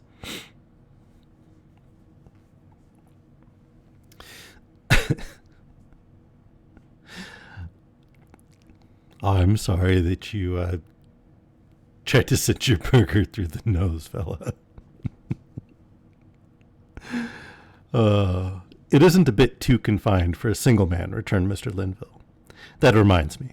My wife, Mr. Johnson, I hope she'll have some good part in this piece of yours." "I glanced at the French copy last night," said Nicholas. "It looks very good, I think." "What do you mean to do for me, old fellow?" asked Mr. Linville, poking the struggling fire with his walking stick, and afterwards wiping it on the skirt of his coat. "Anything in the gruff and grumble way?" "You turn your wife and child out of doors," said Nicholas, "and, in a fit of rage and jealousy, stab your eldest son in the library." "Do I, though?" exclaimed Mr. Linville. "That's very good business." After which, said Nicholas, you are troubled with remorse till the last act, and then you make up your mind to destroy yourself. But just as you are raising the pistol to your head, a clock strikes 10. I see, cried Mr. Linville. Very good. You pause, said Nicholas. You recollect to having heard a clock strike 10 in your infancy. The pistol falls from your hand. You are overcome. You burst into tears, and become a virtuous and exemplary character for ever afterwards. Capital, said Mr. Linville. That's a sure card. A sure card. Get the curtain down with a touch of nature like that, and it'll be a triumphant success. Is there anything good for me? Inquired Mr. Folair, anxiously. Let me see, said Nicholas. You play the faithful and attached servant. You are turned out of doors with the wife and child. Always coupled with that infernal phenomenon, sighed Mr. Folair. And we go into poor lodgings, where I won't take any wages and talk sentiment, I suppose. Why, yes, replied Nicholas. That is the course of the piece. I must have a dance of some kind, you know, said Mr. Folair.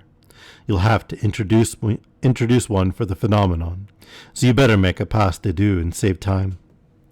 There's nothing easier than that, said Mr. Linville, observing the disturbed looks of the young dramatist. Upon my word, I don't see how it's to be done, rejoined Nicholas. Why, isn't it obvious, reasoned Mr. Linville. Gadzooks, who can help seeing the way to do it? You astonish me. You get the distressed lady and the little child and the attached servant into the poor lodgings, don't you? Well, look here. The distressed lady sinks into a chair and buries her face in her pocket handkerchief. What makes you weep, mamma? Says the child. Don't weep, mamma, or you'll make me weep too. And me, says the favored servant, rubbing his eyes with his arm. What can we do to raise your spirits, dear mamma? Says the little child. Aye, what can we do? Says the faithful servant. Oh, Pierre, says the distressed lady, would that I could shake off these painful thoughts. Try, ma'am, try, says the faithful servant. Rouse yourself, ma'am, be amused. I will, says the lady. I will learn to suffer with fortitude. Do you remember that dance, my honest friend, which in happier days you practiced with this sweet angel? It never failed to calm my spirits then. Oh, let me see it once again before I die. There it is.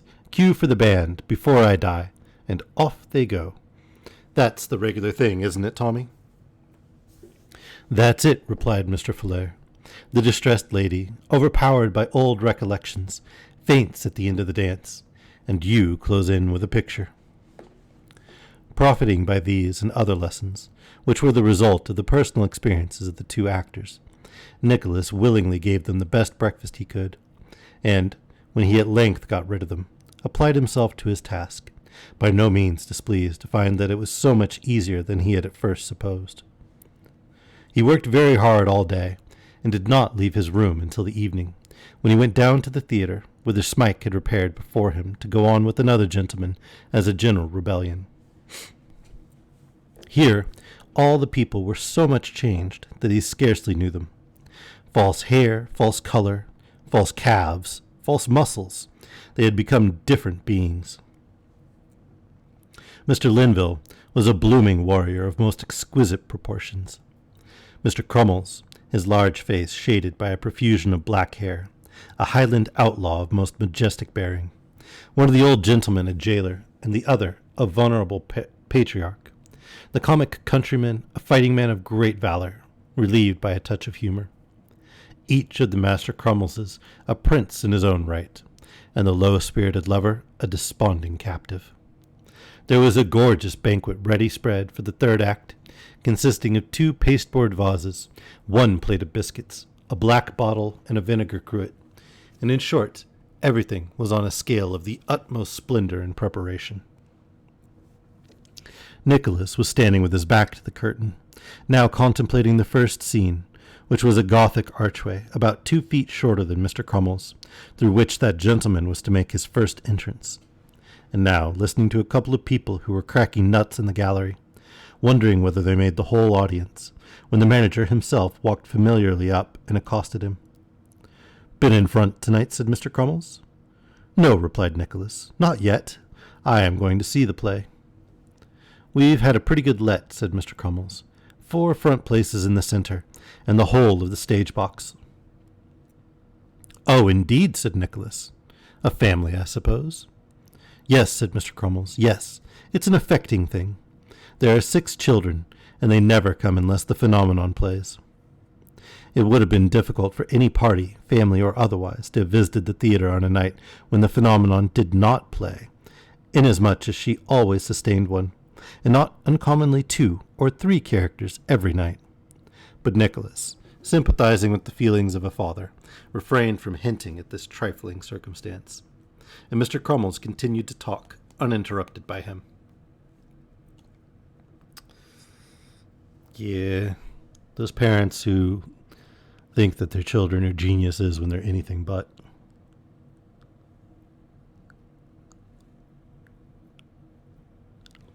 I don't think that's a phenomenon, pardon the use of the word, that has changed with time. It's something that I run into with my kid's school. She goes to a fairly prestigious school, which I've made more than a few sacrifices to put her in, and paid an exorbitant amount of money to do. But yeah, it does sometimes result in children whose parents see them as little princes and princesses and without flaw, when sometimes they're terrible little human beings.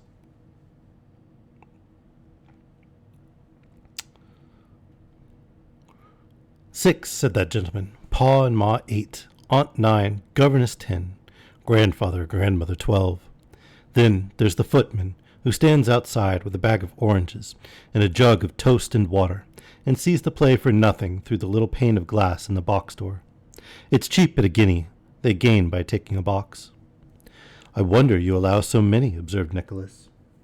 "There's no help for it," replied Mr. Crummles. "It's always expected in the country. If there are 6 children, 6 people come to hold them in their laps. A family box carries double always. Ring in the orchestra, Gruden." That useful lady did as she was requested, and shortly afterward the tuning of 3 fiddles was heard, which process, having been protracted as long as it was supposed that the patience of the audience could possibly bear it, was put a stop to by another jerk of the bell, which, being the signal to begin in earnest, set the orchestra playing a variety of popular airs, with involuntary variations, meaning they kept screwing them up. If Nicholas had been astonished at the alteration for the better which the gentleman displayed, the transformation of the ladies was still more extraordinary.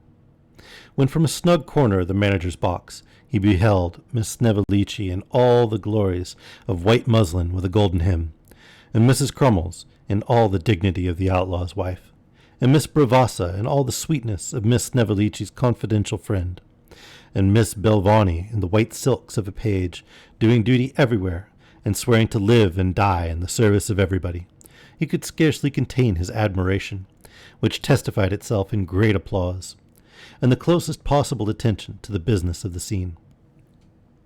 The plot was most interesting. It belonged to no particular age, people, or country, and was perhaps the more delightful on that account, as nobody's previous information could afford the remotest glimmering of what would ever come of it. An outlaw had been very successful in doing something somewhere, and came home in triumph to the sounds of shouts and fiddles, to greet his wife, a lady of masculine mind, who talked a good deal about her father's bones, which it seemed were unburied, though whether from a peculiar taste on the part of the old gentleman himself, or the reprehensible neglect of his relations, did not appear. This outlaw's wife was, somehow or other, mixed up with a patriarch, living in a castle a long way off, and this patriarch was the father of several of the characters, but he didn't exactly know which, and was uncertain whether he had brought up the right ones in his castle, or the wrong ones. He rather inclined to the latter opinion, and being uneasy, relieved his mind with a banquet, during which solemnity somebody in a cloak said "Beware," which somebody was known by nobody, except the audience, to be the outlaw himself, who had come there for reasons unexplained, but possibly with an eye to the spoons. There was an agreeable little surprise in the way of certain love passages between the desponding captive and Miss Snevellicci, and the comic fighting man and Miss Bravassa. What is it with stealing spoons in like period British literature? Were they just like a common thing to like steal? Sorry, I'm just like thinking of The Hobbit and Lobelia Baggins always stealing Bilbo's spoons. Besides which, Mr. Linville had several very tragic scenes in the dark, while on throat-cutting expeditions, which were all baffled by the skill and bravery of the comic fighting men, who overheard whatever was said all through the piece, and the intrepidity of Miss Snevellicci, who adopted tights and therein repaired to the prison of her captive lover, with a small basket of refreshments and a dark lantern. At last, it came out that the patriarch was the man who had treated the bones of the outlaw's father-in-law with so much disrespect, for which cause and reason the outlaw's wife repaired to his castle to kill him, and so got into a dark room, where after a good deal of groping in the dark, everybody got hold of everybody else, and took them for somebody besides, which occasioned a vast quantity of confusion, with some pistoling, loss of life, and torchlight, after which the patriarch came forward, and observing with a knowing look that he knew all about his children now, and would tell them when they got inside, said that there could not be a more appropriate occasion for marrying the young people than that, and therefore he joined their hands, with the full consent of the indefatigable page, who being the only other person surviving, pointed with his cap into the clouds, and his right hand to the ground, thereby invoking a blessing and giving the cue for the curtain to come down, which it did amidst general applause.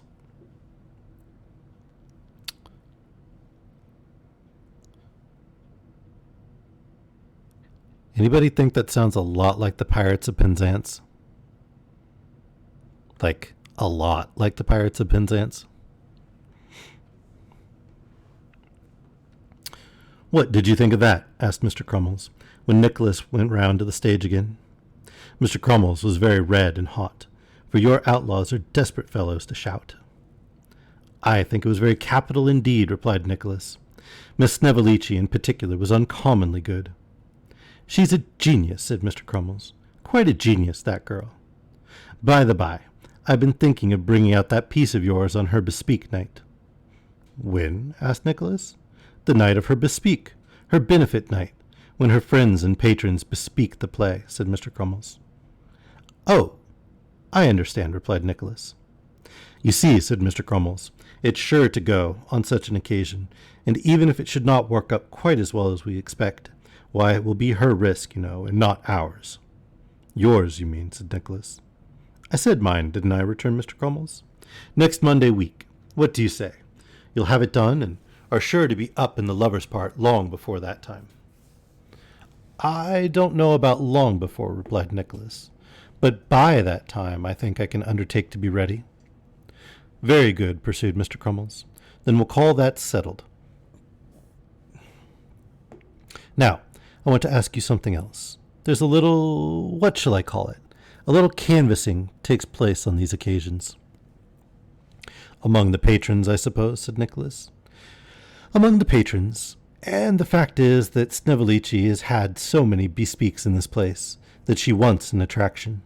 She had a bespeak when her mother-in-law died, and a bespeak when her uncle died, and Mrs. Crummles and myself had had bespeaks on the anniversary of the phenomenon's birthday and our wedding day, and occasions of that description, so that, in fact, there's some difficulty in getting a good one.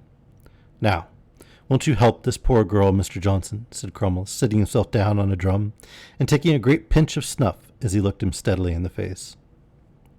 "How do you mean?" rejoined Nicholas. "Don't you think you could spare half an hour tomorrow morning to call with her at the houses of one or two of the principal people?" murmured the manager in a persuasive tone. "Oh, dear me," said Nicholas, with an air of very strong objection. "I shouldn't like to do that." "The infant will accompany her," said Mr. Crummles. "The moment it was suggested to me, I gave permission for the infant to go. There will not be the smallest impropriety. Miss Snevellicci, sir, is the very soul of honor. It would be of material service. The gentleman from London, author of the new piece, actor in the new piece, first appearance on any boards. It would lead to a great bespeak, Mr. Johnson. I am very sorry to throw a damp upon the prospects of anybody, and more especially a lady, replied Nicholas. But really, I must decidedly object to making one of the canvassing party. What does Mr. Johnson say, Vincent? Inquired a voice close to his ear. And looking round, he found Mrs. Crummles and Miss Snevellicci herself standing behind him. He has some objection, my dear, replied Mr. Crummles, looking at Nicholas. Objection! Exclaimed Mrs. Crummles. Can it be possible? Oh, I hope not, cried Miss Snevellicci. You surely are not so cruel. Oh, dear me. Well, to think of that now, after all, one's looking forward to it. Mr. Johnson will not persist, my dear, said Mrs. Crummles. Think better of him than to suppose it. Gallantry, humanity, all the best feelings of his nature must be enlisted in this interesting cause. Which moves me even as a manager, said Mr. Crummles, smiling. And a manager's wife, added Mrs. Crummles, in her accustomed tragedy tones. Come, come, you will relent. I know you will. It is not in my nature, said Nicholas, moved by these appeals, to resist any entreaty, unless it is to do something positively wrong. And beyond a feeling of pride, I know nothing which should prevent my doing this. I know nobody here, and nobody knows me. So be it, then. I yield. Wow, he is easy to push around. Miss Snevellicci was at once overwhelmed with blushes and expressions of gratitude, of which latter commodity neither Mr. nor Mrs. Crummles was by any means sparing. It was arranged that Nicholas should call upon her at her lodgings at 11 next morning, and soon after they parted, he to return home to his authorship, Miss Snevellicci to dress for the afterpiece, and the disinterested manager and his wife to discuss the probable gains of the forthcoming bespeak, of which they were to have 2/3 of the profits by solemn treaty of agreement. At the stipulated hour next morning, Nicholas repaired to the lodgings of Miss Snevellicci, which were in a place called Lombard Street, at the house of a tailor. A strong smell of ironing pervaded the little passage, and the tailor's daughter, who opened the door, appeared in that flutter of spirits which is so often attendant upon the periodical getting up of a family's linen. Miss Snevellicci lives here, I believe, said Nicholas, when the door was opened. The tailor's daughter replied in the affirmative. Will you have the goodness to let her know that Mr. Johnson is here, said Nicholas. Oh, if you please, you're to come upstairs, replied the tailor's daughter with a smile. Nicholas followed the young lady, and was shown into a small apartment on the first floor, communicating with a back room, in which, as he judged from a certain half-subdued clinking sound, as of cups and saucers, Miss Snevellicci was then taking her breakfast in bed. You're to wait, if you please, said the tailor's daughter, after a short period of absence, during which the clinking in the back room had ceased, and been succeeded by whispering. She won't be long. As she spoke, she pulled up the window blind, and having by this means, as she thought, diverted Mr. Johnson's attention from the room to the street, caught up some articles which were airing on the fender, and had very much the appearance of stockings, and darted off. As there were not many objects of interest outside the window, Nicholas looked about the room with more curiosity than he might otherwise have bestowed upon it. On the sofa lay an old guitar, several thumbed pieces of music, and a scattered litter of curl papers, together with a confused heap of playbills and a pair of soiled white satin shoes with large blue rosettes. Hanging over the back of a chair with a half-finished muslin apron with little pockets ornamented with red ribbons, such as waiting women wear on the stage, and, by consequence, are never seen with anywhere else. In one corner stood the diminutive pair of top boots in which Miss Snevellicci was accustomed to enact the little jockey, and folded on a chair hard by was a small parcel which bore a very suspicious resemblance to the companion Smalls. But the most interesting object of all was, perhaps, the open scrapbook, displayed in the midst of some theatrical duodecimos that were strewn upon the table, and pasted into which scrapbook were various critical notices of Miss Snevellicci's acting, extracted from different provincial journals, together with one poetic address in her honor, commencing, Sing, God of love, and tell me in what dearth thrice gifted Snevellicci came on earth, to thrill us with her smile, her tear, her eye. Sing, God of love, and tell me quickly why. Besides this effusion, there were innumerable complimentary allusions, also extracted from newspapers, such as, "We observe from an advertisement in another part of our paper today that the charming and highly talented Miss Snevillici takes her benefit on Wednesday, for which occasion she has put forth a bill of fare that might kindle exhilaration in the breast of a misanthrope. In the confidence that our fellow townsmen have not lost that high appreciation of public utility and private worth for which they have long been so preeminently distinguished, we predict that this charming actress will be greeted with a bumper." To correspondents, J.S. is misinformed when he supposes that the highly gifted and beautiful Miss Snevillici, nightly captivating all hearts at our pretty and commodious little theatre, is not the same lady to whom the young gentleman of immense fortune, residing within 100 miles of the good city of York, lately made honourable proposals. We have reason to know that Miss Snevillici is the lady who was implicated in that mysterious and romantic affair, and whose conduct on that occasion did no less honour to her head and heart than do her histrionic triumphs to her brilliant genus. A copious assortment of such paragraphs as these, with long bills of benefits, all ending with "come early" in large capitals, form the principal contents of Miss Snevellici's scrapbook. Nicholas had read a great many of these scraps, and was absorbed in a circumstantial and melancholy account of the train of events which had led to Miss Snevellici's spraining her ankle by slipping on a piece of orange peel flung by a monster in human form, or so the paper said, upon the stage at Winchester, when that young lady herself, attired in the coal-scuttle bonnet and walking-dress complete, tripped into the room with 1,000 apologies for having detained him so long after the appointed time. "But really," said Miss Snevillici, "my darling lad, who lives with me here, was taken so very ill in the night that I thought she would have expired in my arms." "Such a fate is almost to be envied," returned Nicholas, "but I am very sorry to hear it nevertheless." "What a creature you are to flatter," said Miss Snevillici, buttoning her glove in much confusion. "If it be flattery to admire your charms and accomplishments," rejoined Nicholas, laying his hand upon the scrapbook, "you have better specimens of it here." "Oh, you cruel creature, to read such things as those!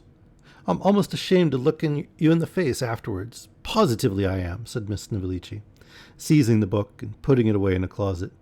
"How careless of Led! How could she be so naughty?"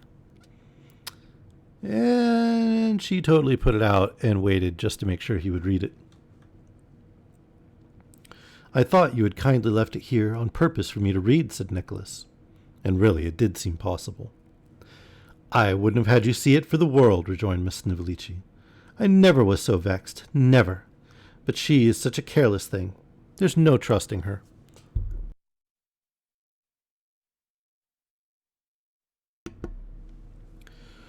The conversation was here interrupted by the entrance of the phenomenon, who had discreetly remained in the bedroom up to this moment, and now presented herself with much grace and lightness, bearing in her hand a very little green parasol with a broad fringe border and no handle. After a few words, of course, they sallied into the street. The phenomenon was rather a troublesome companion, for first the right sandal came down, and then the left, and these mischances being repaired, one leg of the little white trousers was discovered to be longer than the other. Besides these accidents, the green parasol was dropped down an iron grating, and only fished up again with great difficulty and by dint of much exertion.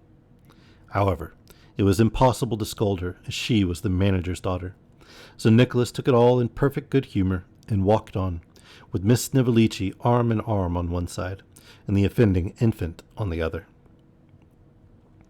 The first house to which they bent their steps was situated in a terrace of respectable appearance. Miss Snevellici's modest double knock was answered by a footboy, who, in reply to her inquiry whether Mrs. Curdle was at home, opened his eyes very wide, grinned very much, and said he did not know, but that he'd inquire. With this, he showed them into a parlour where he kept them waiting, until the two women servants had repaired thither, under false pretences, to see the play actors, and having compared notes with them in the passage, and joined in a vast quantity of whispering and giggling, He at length went upstairs with Miss Snevellicci's name.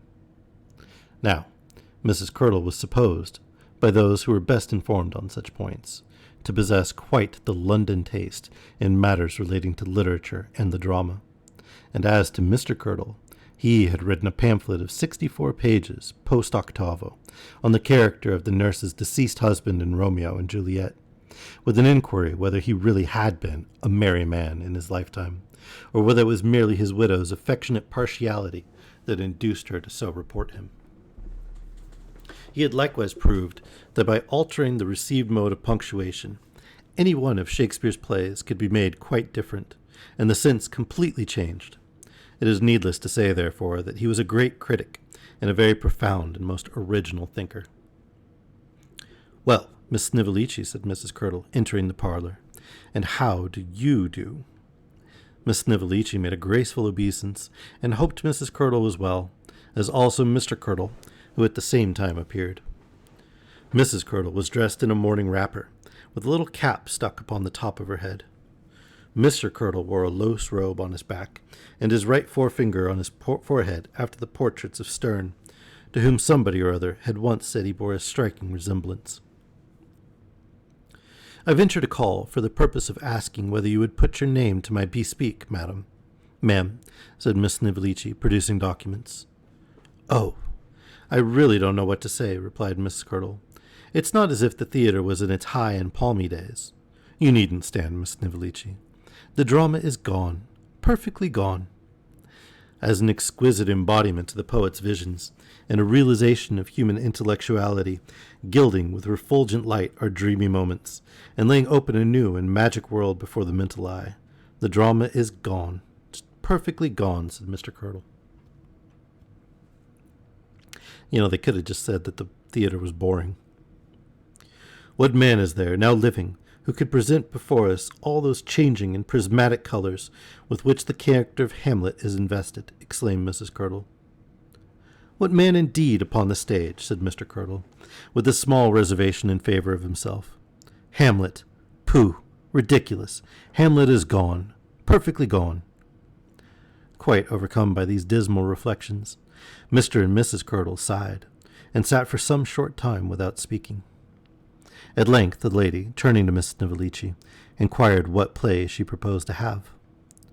"Quite a new one," said Miss Snevellicci, "of which this gentleman is the author, and in which he plays, being his first appearance on any stage. Mr. Johnson is the gentleman's name." "I hope you have preserved the unities, sir," said Mr. Curdle. "The original piece is a French one," said Nicholas. "There is abundance of incident, sprightly dialogue, strongly marked characters." All unavailing without a strict observance of the unities, sir," returned Mr. Curdle. "The unities of the drama before everything." "Might I ask you," said Nicholas, hesitating between the respect he ought to assume and his love of the whimsical, "might I ask you what the unities are?" Mr. Curdle coughed and considered. "The unities," he said, "are a completeness, a kind of universal dovetailedness with regard to place and time, a sort of general oneness, if I may be allowed to use so strong an expression. I take those to be the dramatic unities, so far as I have been enabled to bestow attention upon them, and I have read much upon the subject, and thought much. I find, running through the performances of this child," said Mr. Curdle, turning to the phenomenon, "a unity of feeling, a breadth, a light and shade, a warmth of coloring, a tone, a harmony, a glow, an artistical development of original conceptions, which I look for in vain among older performers. I don't know whether I make myself understood." Any of you understand anything that dude just said?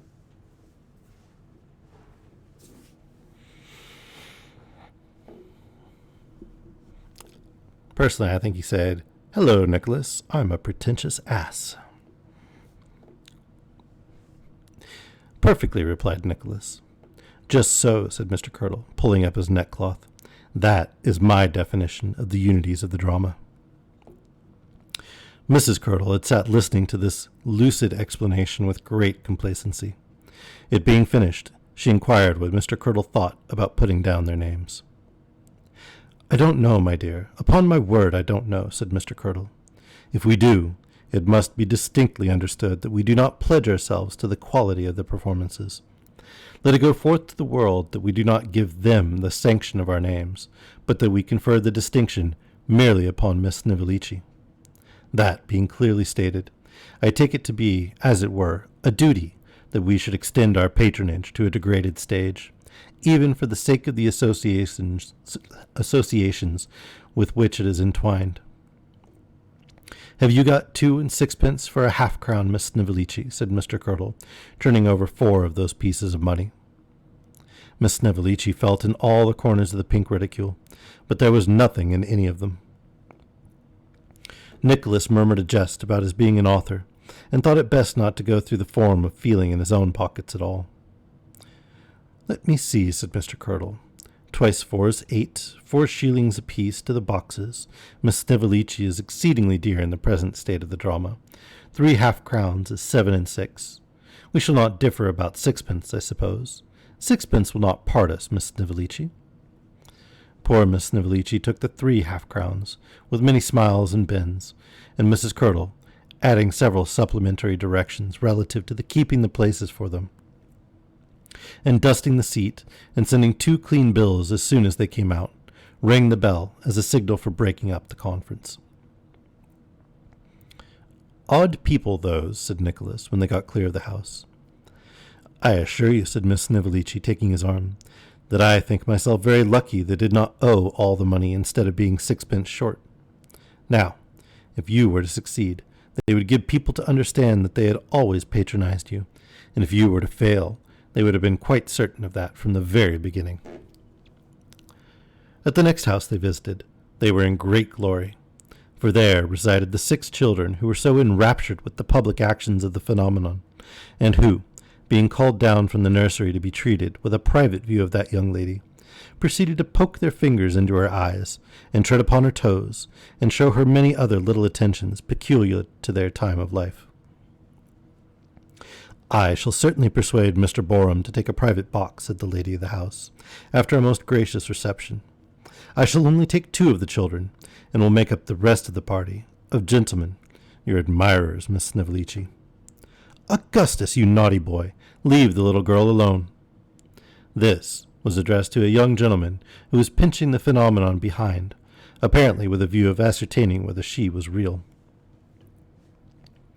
I am sure you must be very tired, said the mamma, turning to Miss Snevillici.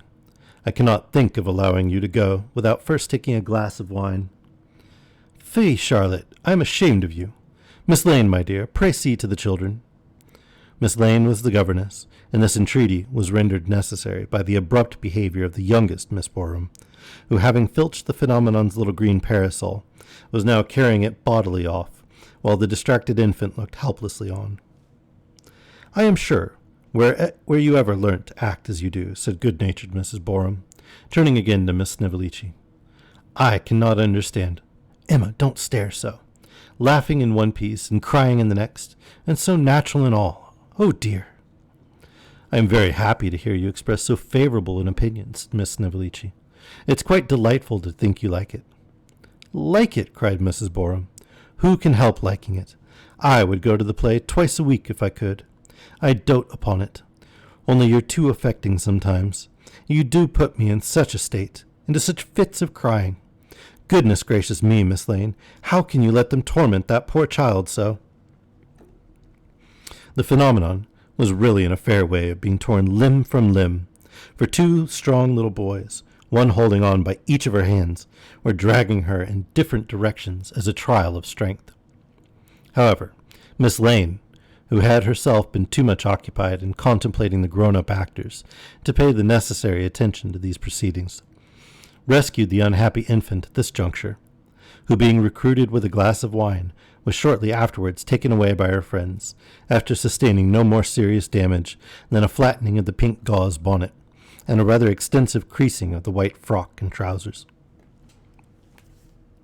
It was a trying morning, for there were a great many calls to make, and everybody wanted a different thing. Some wanted tragedies, and others comedies. Some objected to dancing. Some wanted scarcely anything else. Some thought the comic singer decidedly low, and others hoped he would have more to do than he usually had. Some people wouldn't promise to go because other people wouldn't promise to go, and other people wouldn't go at all because other people went. At length, and by little and little, omitting something in this place and adding something in that, Miss Snevillici pledged herself to a bill of fare which was comprehensive enough if it had no other merit. It included, among other trifles, 4 pieces, divers songs, a few combats, and several dances, and they returned home pretty well exhausted with the business of the day. Nicholas worked away at the piece, which was speedily put into rehearsal, and then worked away at his own part, which he studied with great perseverance and acted, as the whole company said, to perfection. At length the great day arrived. The crier was sent round in the morning to proclaim the entertainments with the sound of bell in all the thoroughfares, and extra bills of 3 feet long by 9 inches wide were dispersed in all directions, flung down all the areas, thrust under all the knockers, and developed in all the shops.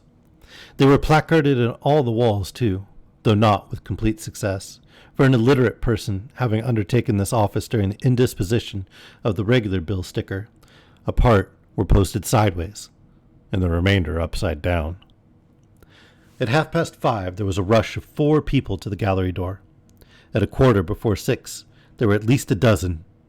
At 6 o'clock the kicks were terrific, and when the elder Master Crummles opened the door, he was obliged to run behind it for his life.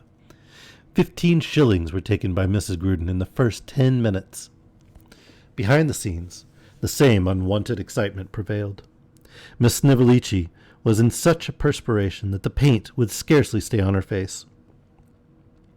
Mrs. Crummles was so nervous that she could hardly remember her part. Miss Bravassa's ringlets came out of curl with the heat and anxiety. Even Mr. Crummles himself kept peeping through the hole in the curtain and running back every now and then to announce that another man had come into the pit.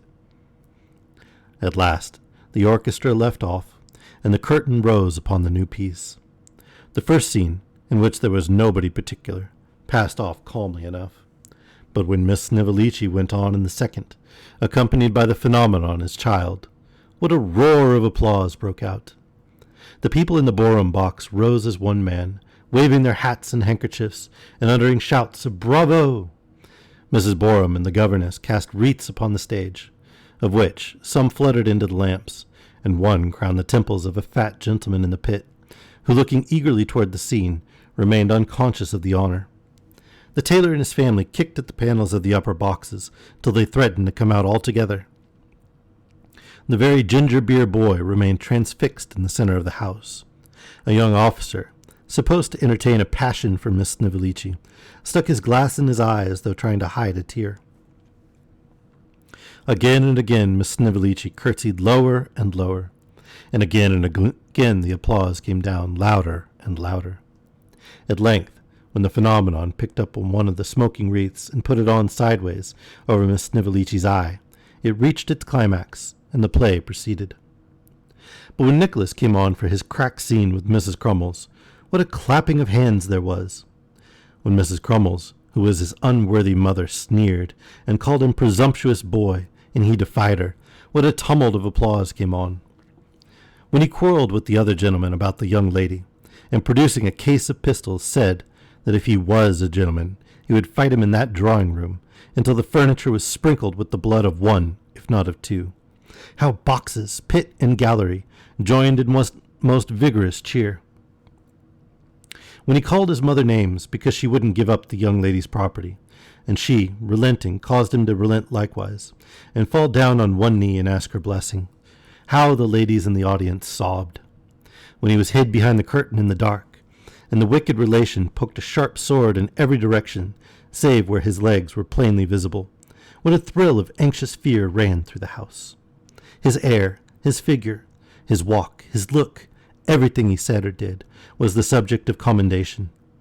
There was a round of applause every time he spoke, and when at last, in the pump and tub scene, Mrs. Gruden lighted the blue fire, and all the unemployed members of the company came in and tumbled down in various directions. Not because that had anything to do with the plot, but in order to finish off with the tableau, the audience, who had by this time increased considerably, gave vent to such a shout of enthusiasm as had not been heard in those walls for many and many a day. In short, The success, both of the new piece and new actor, was complete, and when Miss Snevillici was called for at the end of the play, Nicholas led her on and divided the applause.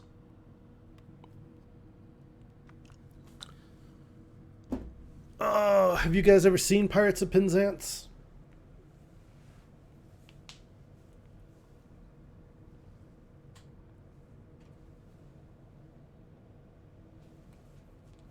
No? There is a movie that we might be able to watch for the next watch party. It's based on the Pirates of Penzance. It's called The Pirate Movie.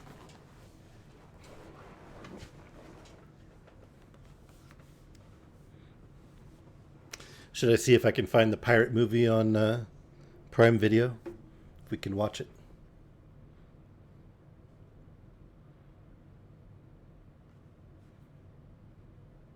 It will at least be better than what we watched last time.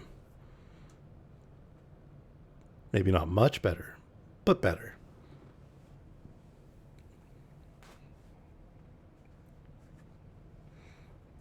I am sorry about that last one, by the way. I had never seen it before. I did not know it was that bad. It was awful.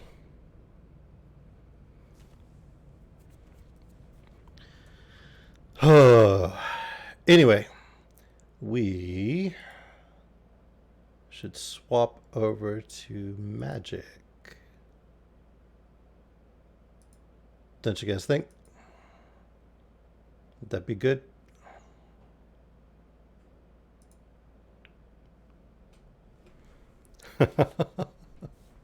All right. Let's see. Think we can get rid of the timer program. Start loading magic. And I'll go ahead and jump into the Discord. I'm in the Cozy Chair channel if you want to join me. I'll be talking on Twitch though, because I don't want to have the echo thing.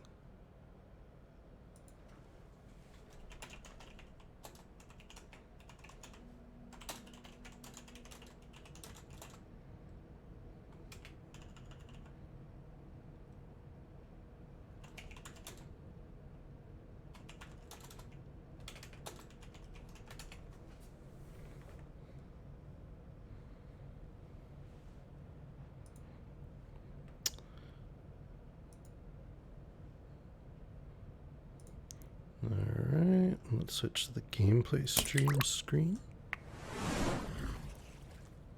Kapow. Hello! It's a Gecko and a JMath.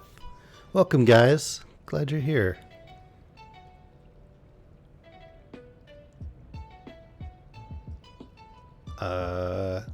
What software are you using?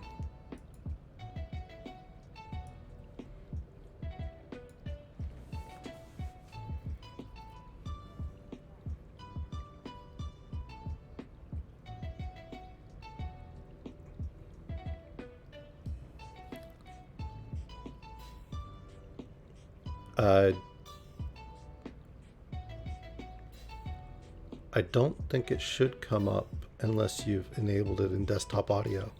You can just click mute. Are you using Streamlabs? Bye, little dude. Have a good night. Yes, it is obviously bedtime for little dude. And it's obviously magic time for everybody else. I don't know Stream Elements, but I know in Streamlabs, I just have the desktop audio muted.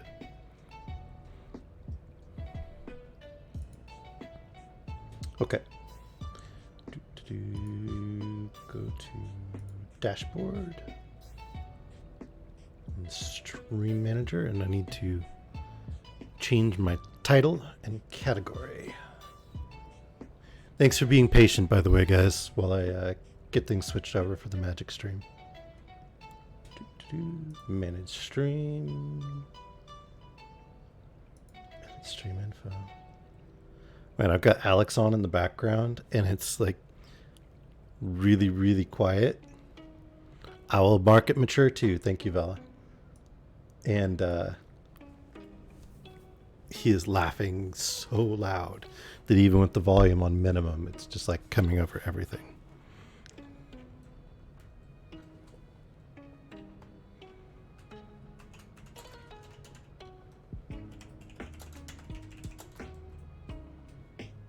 I think I will live with being able to be heard on your stream.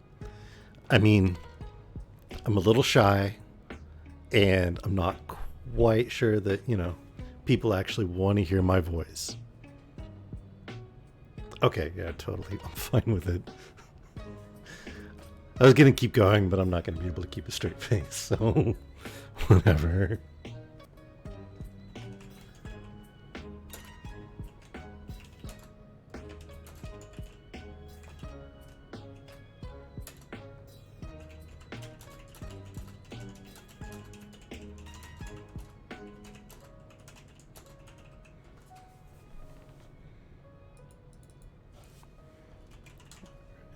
Magic the Gathering.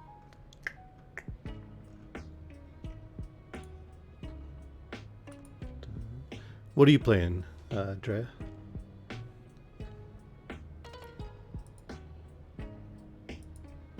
Oh, I was looking at that. Yeah, I was looking at that. That's the one with all the like tubes and stuff and the little pet, right? I'll have to check that out later.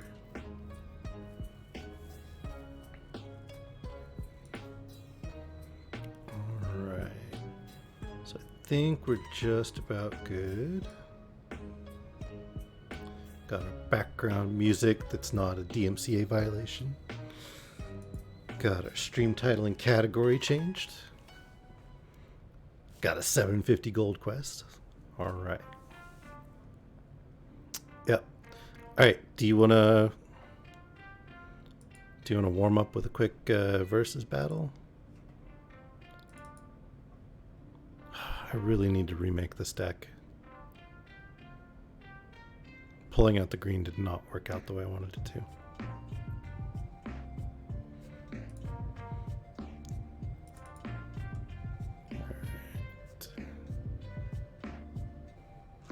That sounds stinky.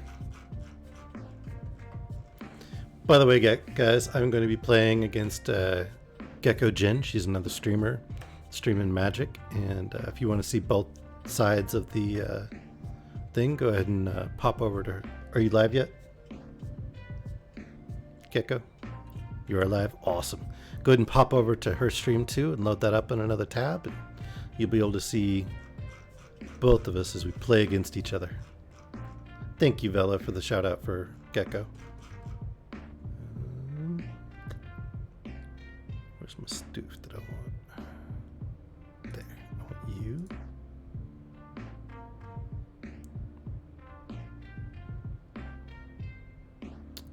And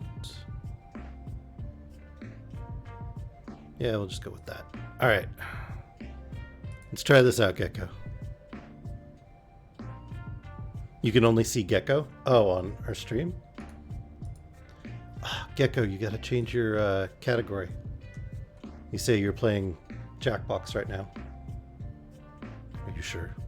You sure you fixed it?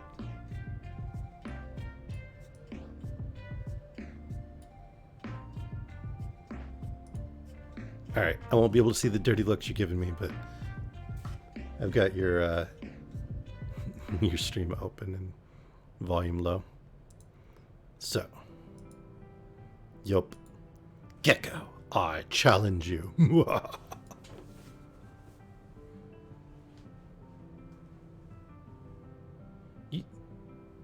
You have an echo?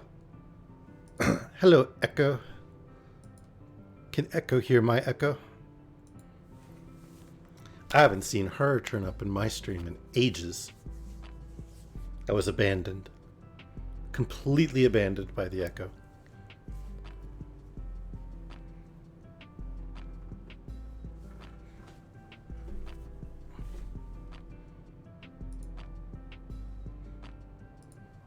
Hello, gecko. Or not gecko, echo. Echo and gecko. Blech. Messing that all up. I'll keep that. Words are hard. Alright, Vela, we'll see you after little dude's in bed and asleep. I miss you while you're gone.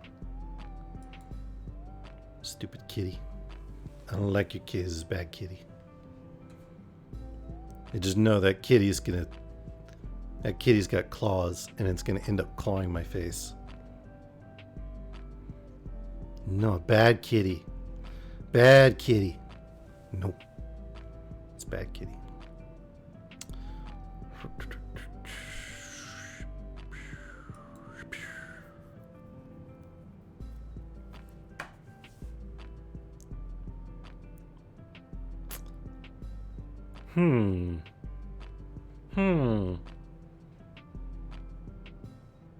I don't like that one either. I really should get some like one cost creatures, I guess. You like it when it gets bigger, huh? You better mark your stream mature if you're going to be saying things like that. Gecko's dirty, everybody. She said dirty things.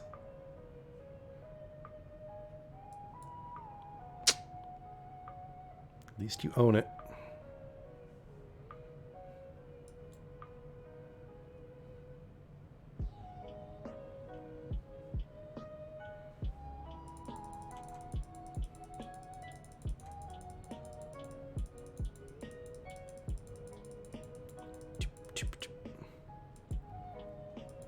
Can you actually see it when I like click the ground?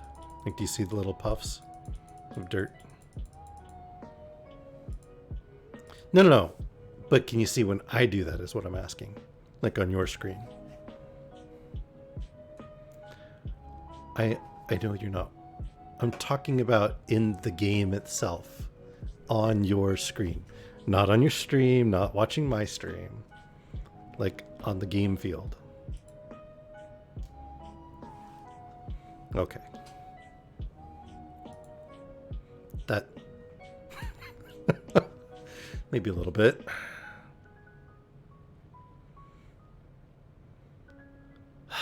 You have entirely too many creatures, you know that, right?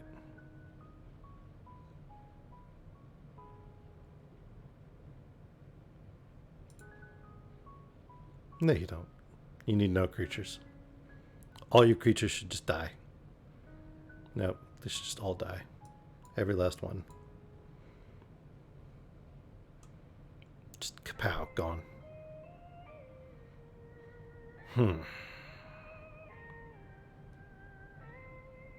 I mean, I wasn't really thinking like that, but sure, whatever. Hey, what? Not rude. You rude. You see how many creatures you put out?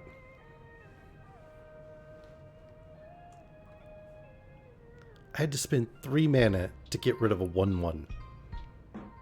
That's rude. You're super rude. Yeah.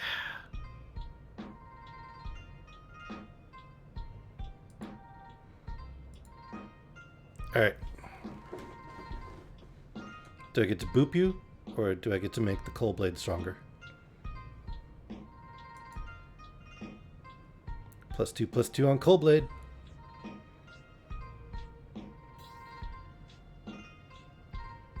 This is fine. Half my creatures are gone. This is fine. She does sound a bit stressed, doesn't she? Well, here. I'll help you relieve some stress. Yeah, huh? I mean, what else did you think I was gonna do? Oh. Sorry, not sorry. Here, I won't attack. How's that? Does that help with the stress?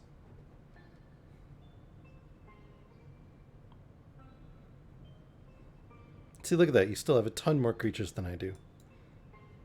Oh, you're not gonna die. What does top decking mean?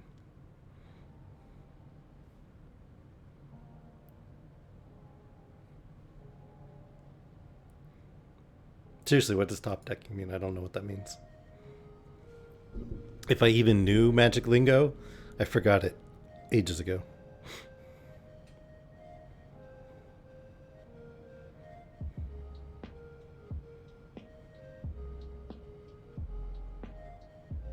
Oh, okay. I get it.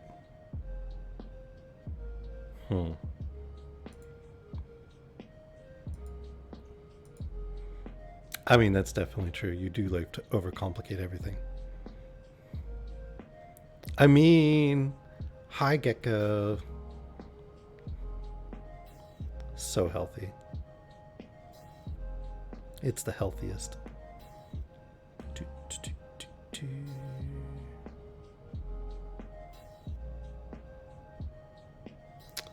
Well, what would you say if I did this? Is that all right?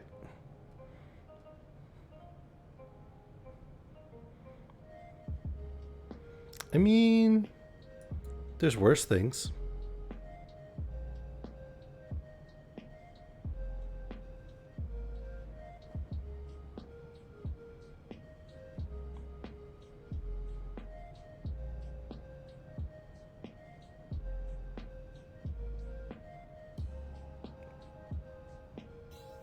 I mean, okay.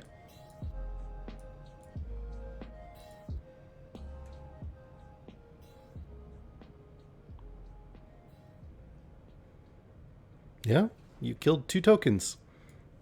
Congratulations. Would do again? Okay.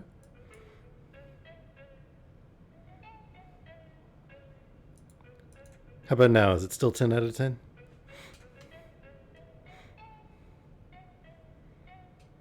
No?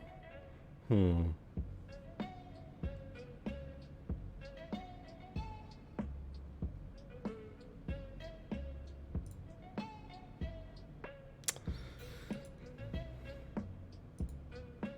How about now?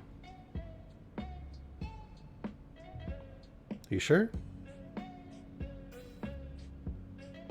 No, you're not sure? Hmm.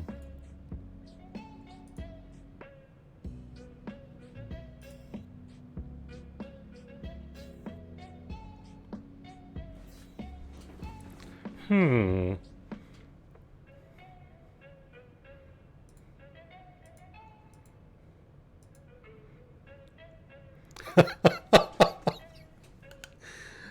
I mean, you almost had me.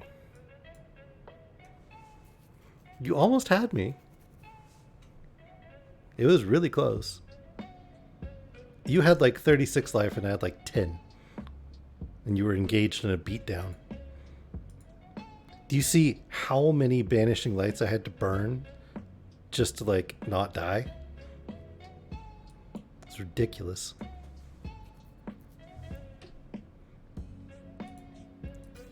Oh, I think you're doing just fine. It's just like quadruple boop. That's no big deal, right? Boopity boopity boopity boople snoot. Hello, Sparky. How are you? Yes. Boop the gecko. Don't worry. I've got my blushing gecko card if I need to.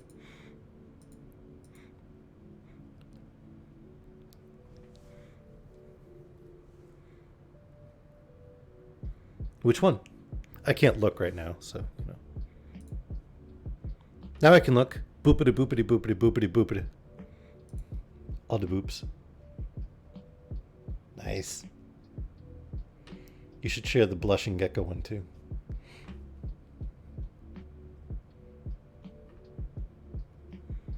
Oh, okay. I do like the gecko, the unyielding though. That's awesome. Aw, and you kept my name on it. This is super sweet. Alright, rematch or should I play a rando?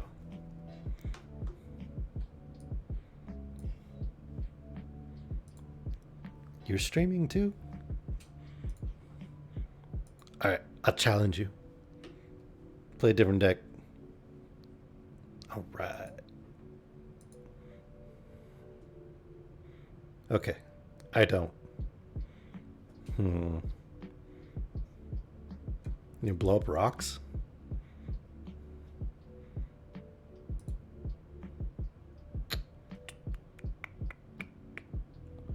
Yeah. It's okay. Let's try this one. This is not a mechanic I've played with too much.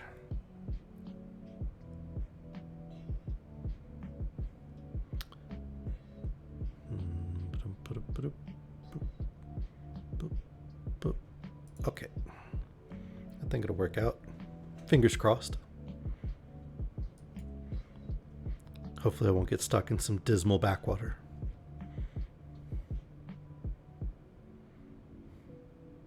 Welcome back, J-Math. I was almost tempted to like do an intermission so that I could run up and like get some more tea and stuff, but figured I'd have to brew a whole new pot. That would take forever. I can play that.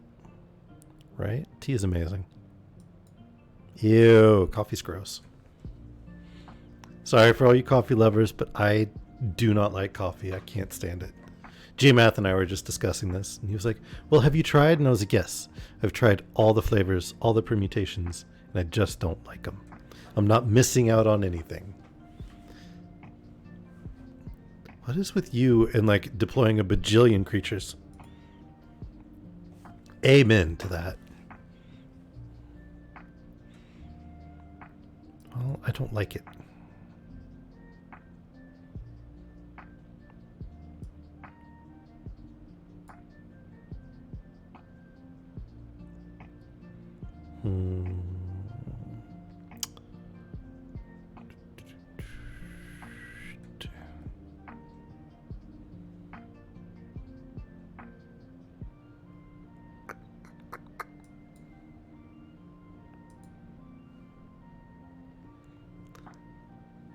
Shouldn't you like me more because it means more coffee for you, Kiyoshi?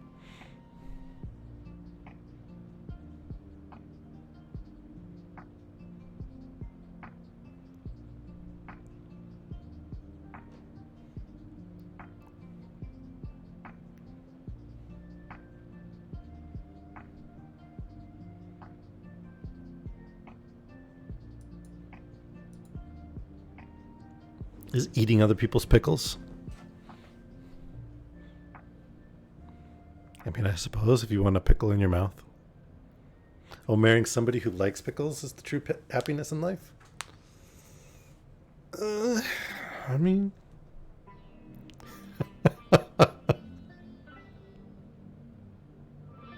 Yes, victory is mine.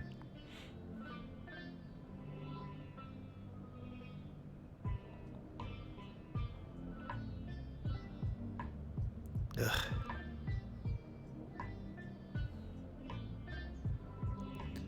So, if the Hollow Blade is already tapped, does that mean you can't give it indestructible anymore?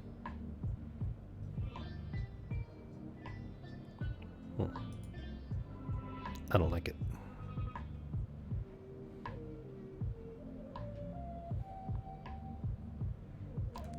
Shush. I don't want to shush.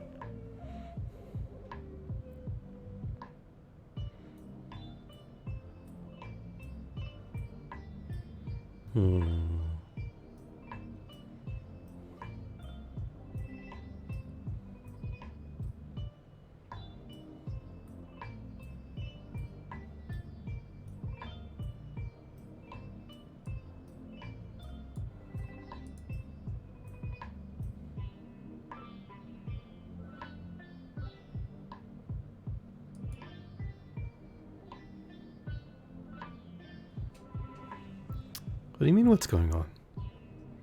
I'm just doing things. What the heck is what? I'm just doing my things. What's wrong with mutates?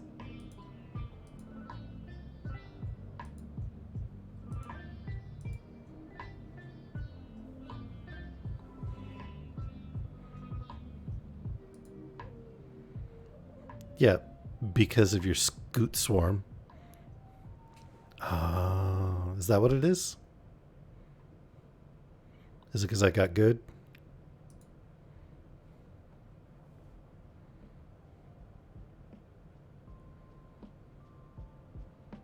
That is the most ridiculous picture ever.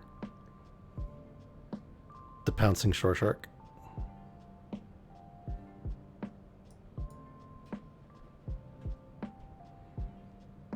I mean, it would kind of have to have fins, right? Maybe?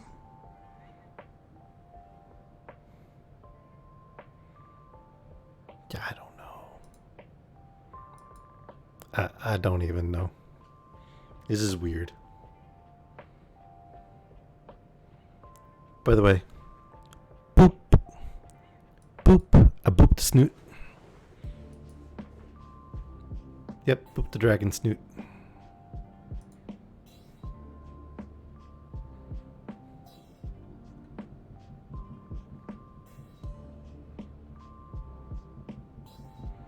I don't like that dog. I like my dog. I don't like this dog. Derpy and saves the lives of other things that I want to die.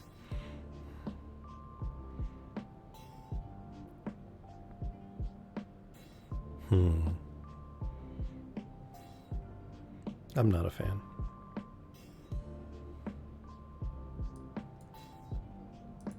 Well, fine then. You be a huge fan.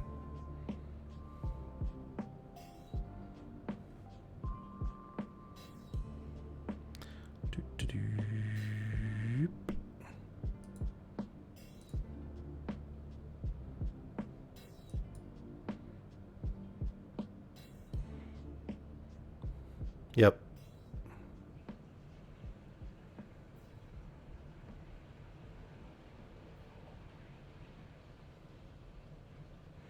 Hasta later, thingamajig.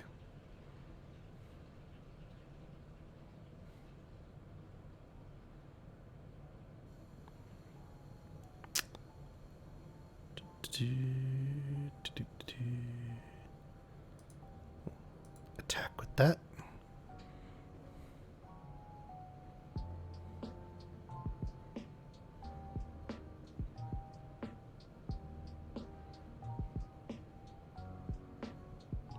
Bye-bye, derpy dog.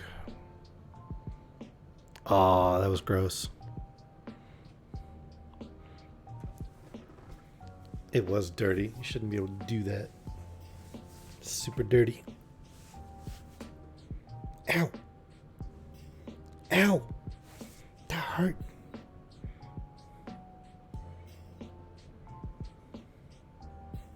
I don't like that ridiculousness.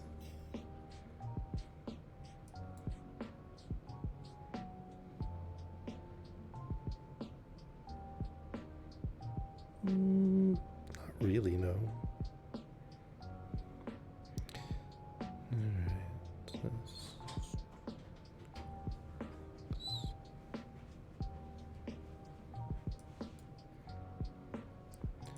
Alright, let's mutate that.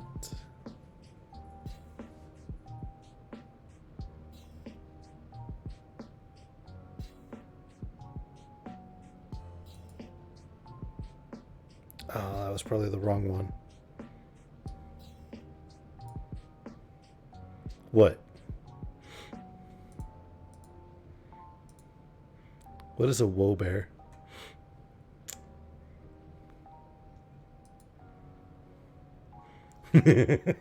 Words are hard indeed.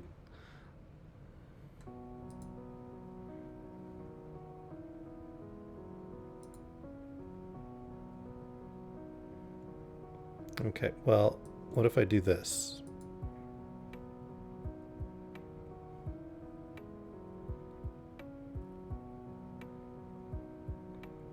And what if I do this?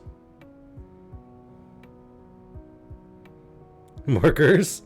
All the gers? I don't want to stop it. Okay, well, I'll do this then. Boop-a-boop. Double boop. I suppose those are actually bops. Yeah.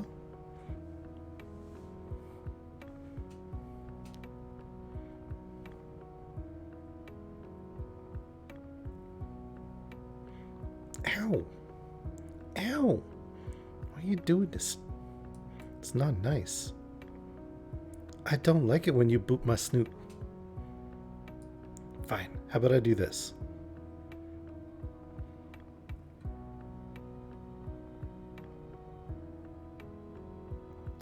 Oh, lame. I don't like that at all. No, I don't like it. Not even a little bit.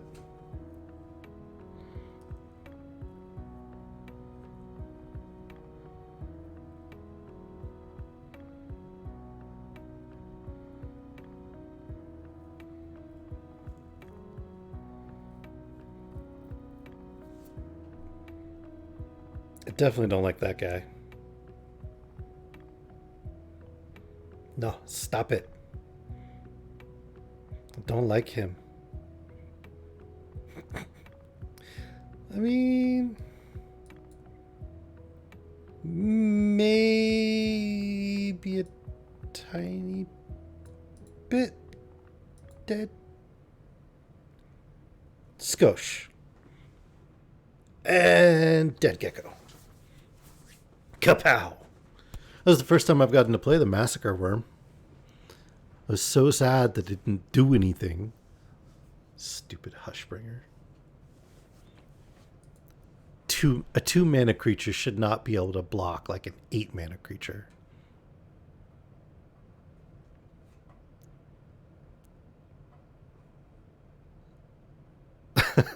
Alright, we'll do it again. What should I play now?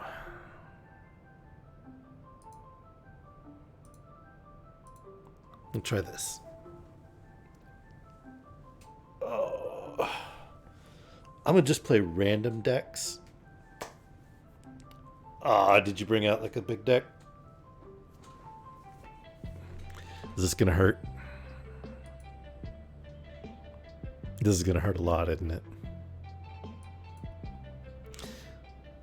See, Gecko, she kind of cheeses a little bit sometimes. I win too many times. She's like, no more. I bring out the big guns. 100% of my cards are mythic rare. I kill you over and over again.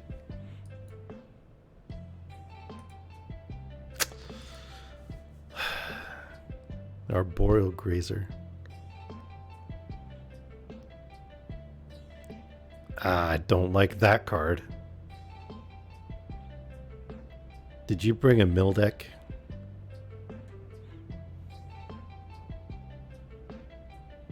No. Did you hear how much she struggled there? I do hate mill decks. I hate mill decks a lot.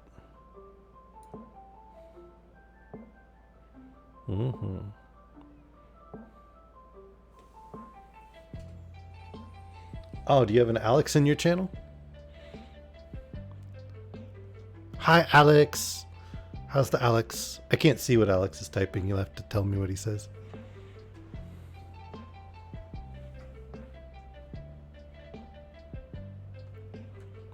Obviously.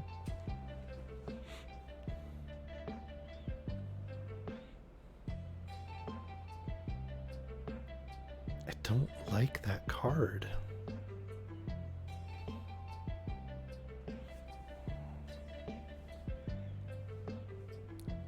Yeah, it's Jack Box, not Jack in the Box.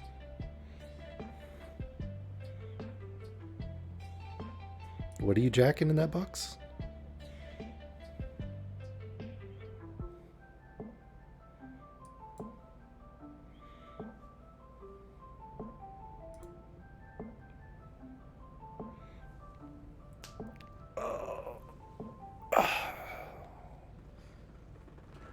You know what's amazing? I think I might be getting another pot of tea. I think somebody heard me on stream and took pity on me. No, I'm not leaving to go get a pot of tea. I think somebody else is actually brewing one for me, which is amazing.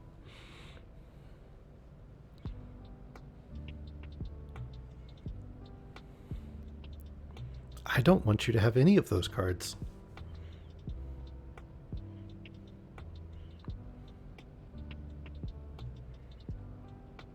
I mean, the Sun's Grace is kind of nice. Isn't that what's important?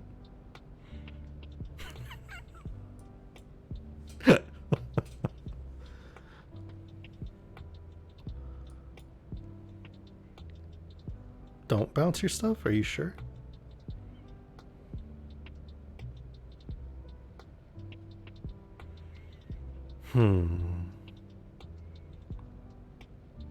I mean, I don't know. I kind of feel like I should. Kinda, yeah.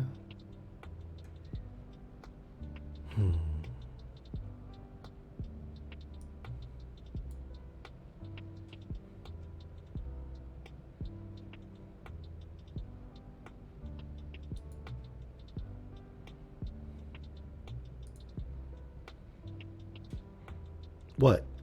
What? But I like it. It seems like a good card for me.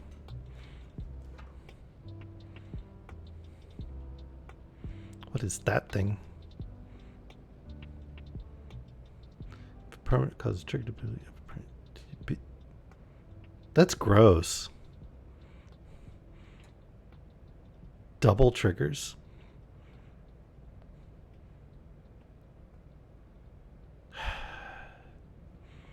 I didn't want a Froggy though. Froggy's not nice. You guys see Big Echo picking on me here? Froggy's like hugs? No, I don't think Froggy's like hugs. Fine. I'll play that. And I'll play this.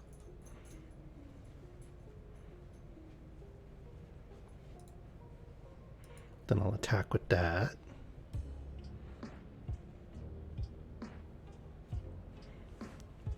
Somebody amazing just brought me a whole fresh pot of tea.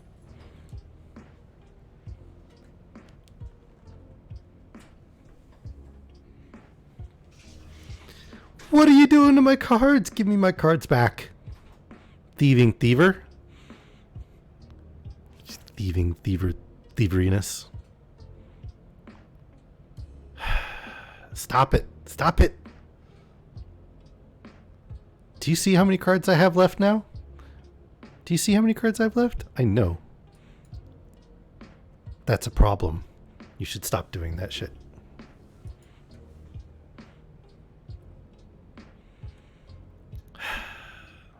Big meanie head.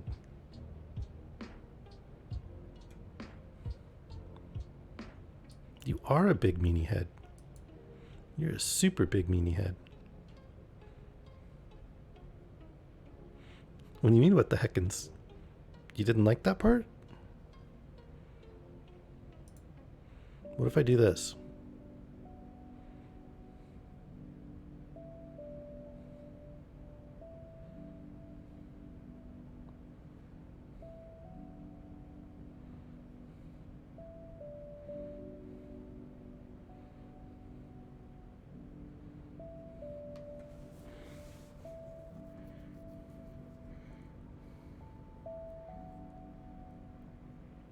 You're gonna mill me to death now, aren't you?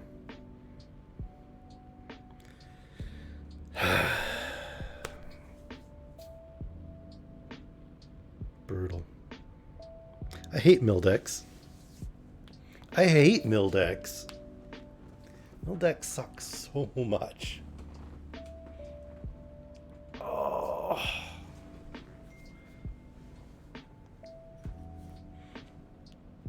Mill is terrible.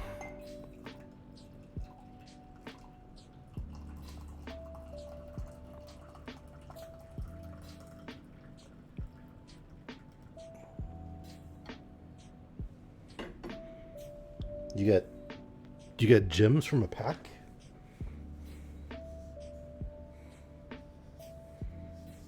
Oh, that's actually kind of cool. I didn't realize that. So like one of each or like four of each? Okay. So someday when I'm rich and overpowered in magic like you are, then I'll be able to have crazy stuff like that. Gotcha. Okay. Good to know. Hmm. Wow. Not only have they not banned the Scoot Swarm, but they actually created a custom emote just for the Scoot Swarm.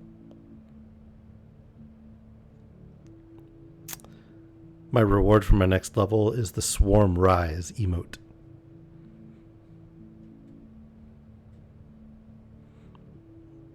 I do not like the modern Magic developers. They just don't care about balance.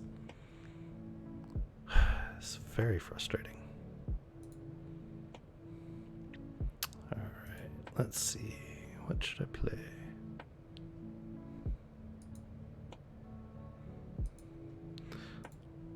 Alright, we're going to try a random person with the enchantment deck and see what happens.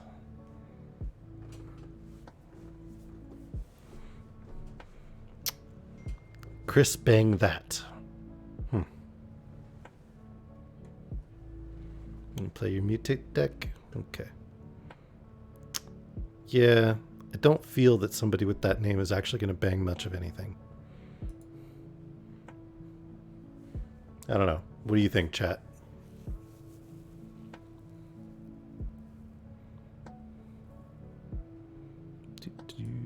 Play an island.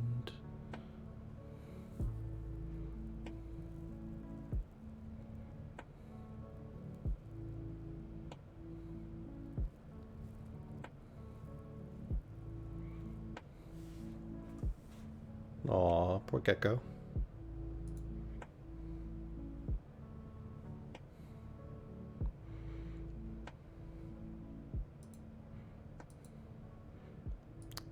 So it's a sleepy gecko.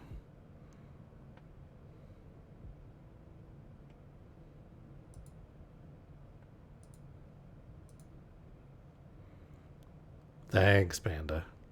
Savagery. It's talking about Gecko being a sleepy gecko, and Panda goes, and she still kicked your ass. A mutate deck, actually.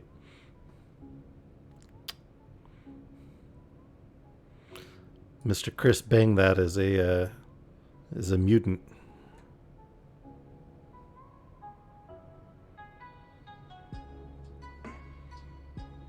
You know, I think I was distracted and yeah, I see that. So I think I got distracted and forgot to play a land on one of my turns. Oops.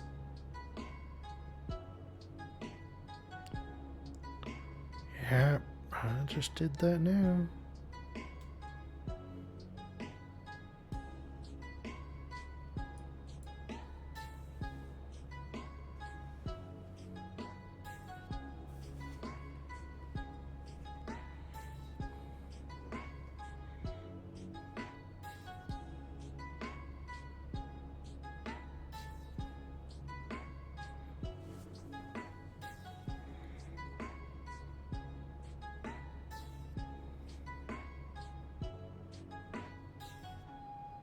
No, don't return my Naiad.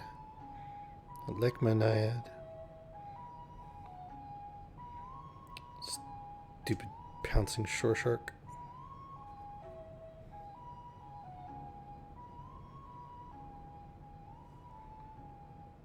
Oof.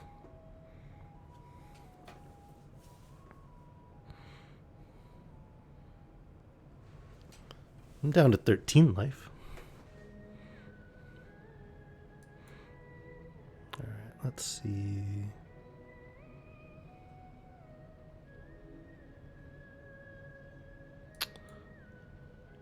Well, let's just keep that pouncing shore shark locked up, shall we?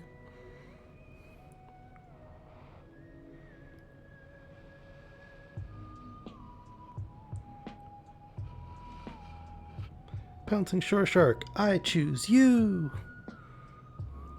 I suppose that's releasing the Pokemon and not like capturing it, right? Hey Zhivago, it's been a while. How are you? Could Can you guys tell Shivago I said hi?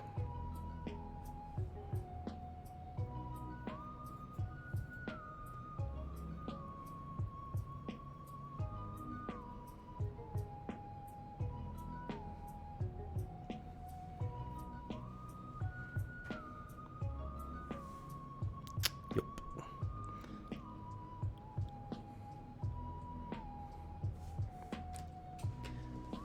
You should open up Twitch, Shivago.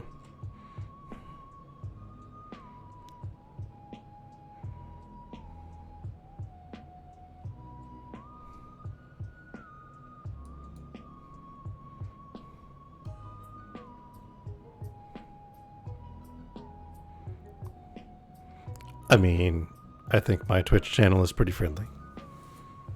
Except for Panda, she's savage.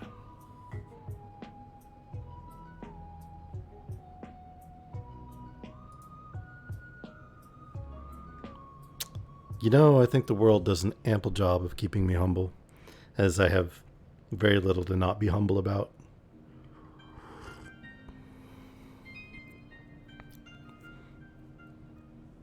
I mean, for the most part, I'm pretty pleased with my friends on here. That's never happening. I appreciate the vote of confidence, but that's never happening. Panda just told me that she has to keep me humble.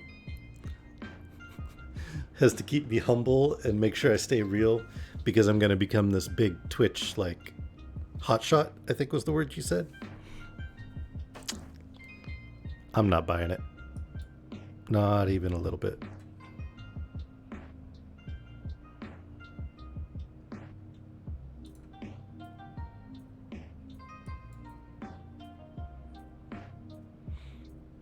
Well, I mean, the thing about Patreon support is you have to actually, you know, not just pledge, but fulfill the pledge in order to support. Just saying.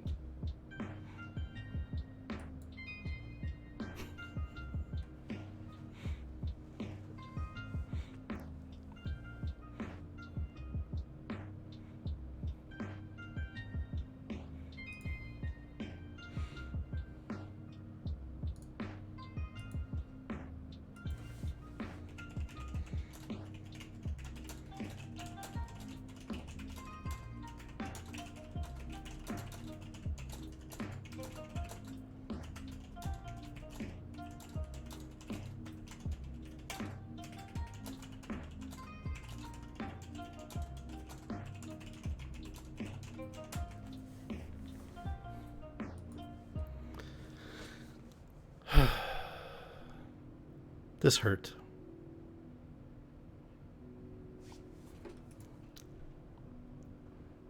Hey Gecko, play me again. Oh, you're busy. Okay. Okay. That last match hurt. Hey J-Math, you want to play? Let's play one, J-Math. I'll use one of the first tier unlock decks. That way you can kick my butt on stream and then clip it again. Did any of you see that? J-Math won on stream, and so he freaking clips it. He's like, I won!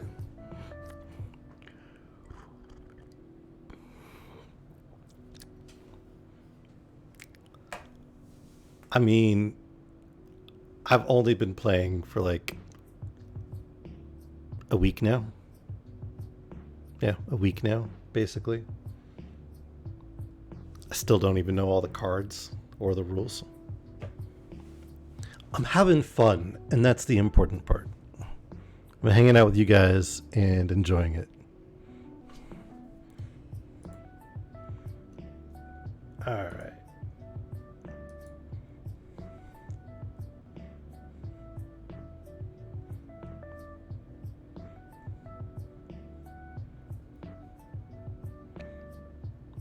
I don't know, Gecko. How are you this optimistic? Snorting rainbows.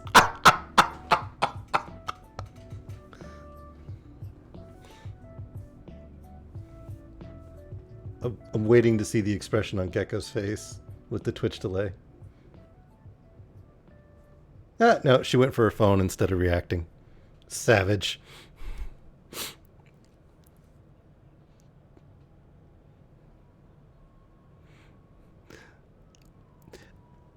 So,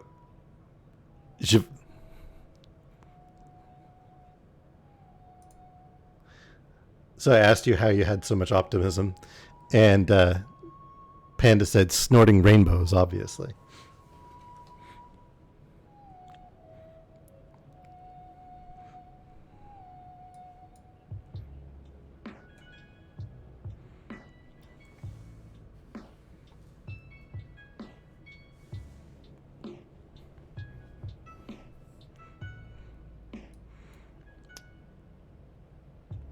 I mean, nobody can hear you on my Twitch stream, but I think Gecko streamers can hear you. Or Gecko streamers. Gecko's audience on her stream can hear you. Yeah. Words. I know words.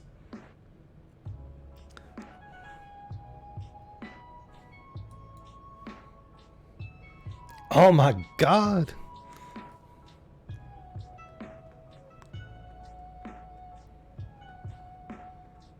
Gecko just got a big raid from Alex.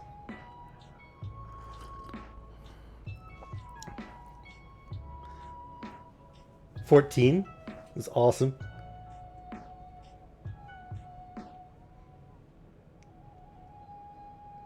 Uh-oh. Tacos exposed your balls. Awkward.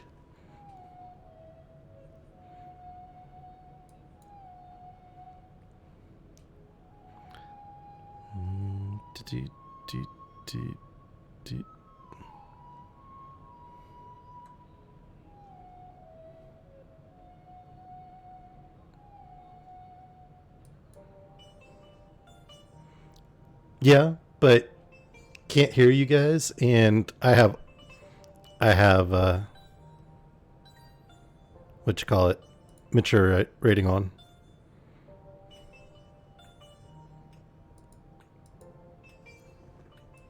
So it's marked mature.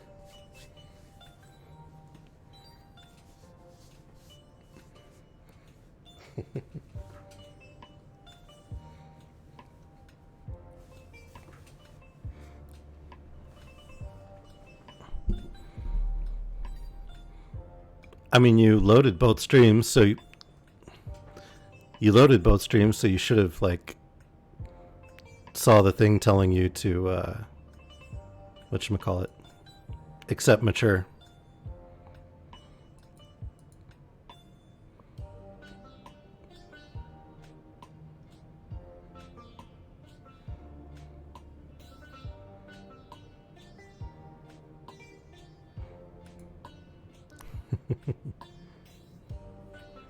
Just oomph. You oomphed on stream?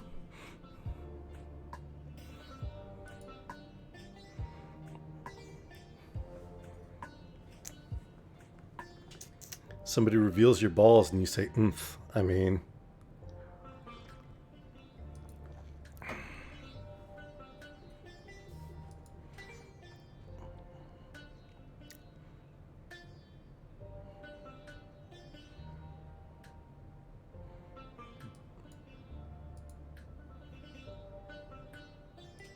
Sure.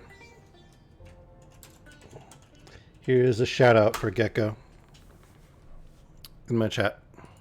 Yep. I think he was thanking me because I gave you a shout out in my channel.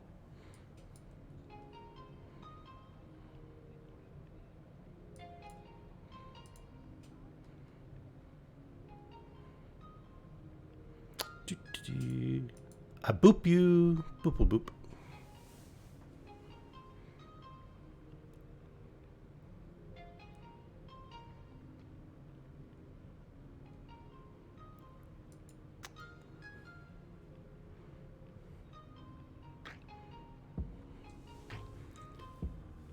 Yeah, and if you can get 10 people to like chat it once in your chat, you can unlock some more VIPness.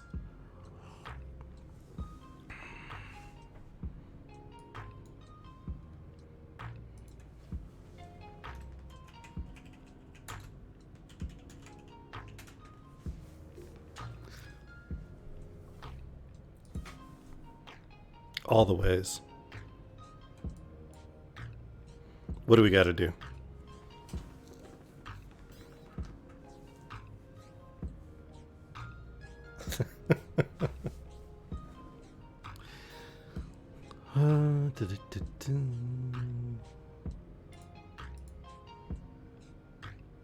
I don't even know what a level 5 hype train is.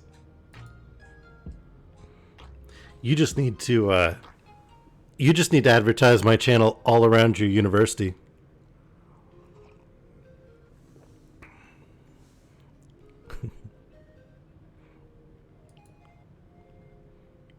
I'm in your heart, am I, Zhivago? Okay. If you're sure that's where you want me.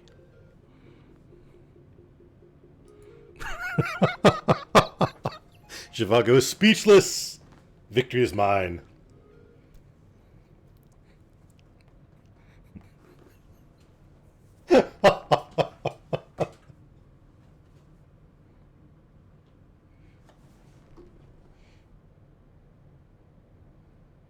Oh my god, I got a VIP.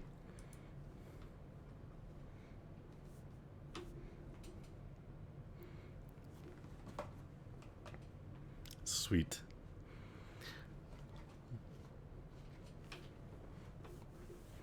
Ouch. Well, I think I'm going to get wrecked in this game. So I'm going to go ahead and concede this one. And you want to play one more matchup before you go play Jackbox? Gecko. Okay. Shapow.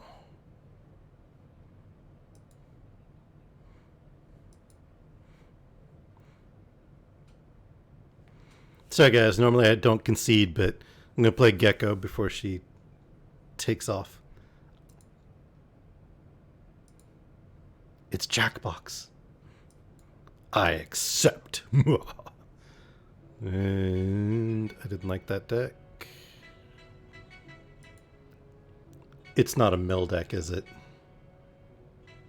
Don't mill deck. Don't be a butt.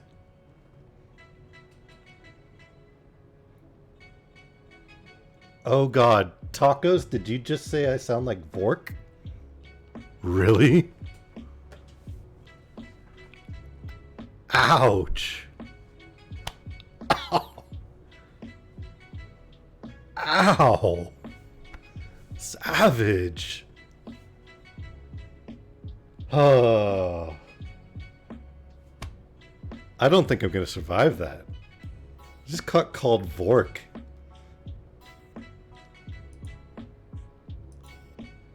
Huh. I mean,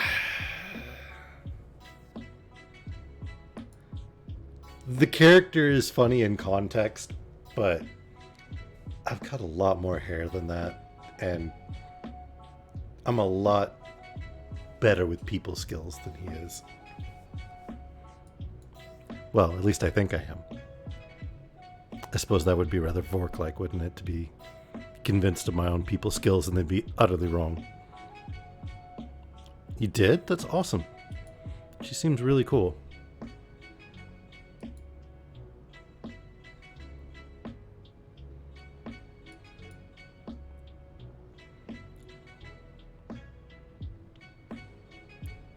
I mean, I would imagine she gets the mini freak out thing quite often.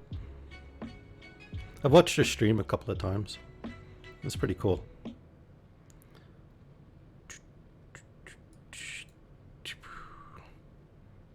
No? And it's pretty cool. She just seems like a cool, normal, geeky person, honestly.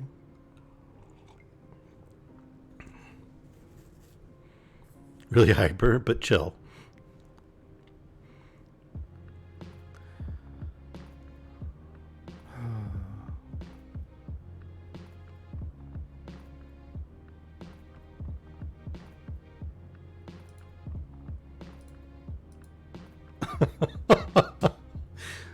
I mean, I might have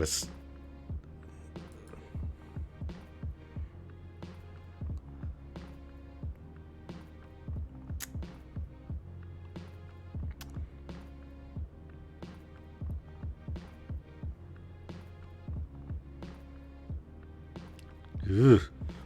This seems like a bad plan, Javago. Bad plan.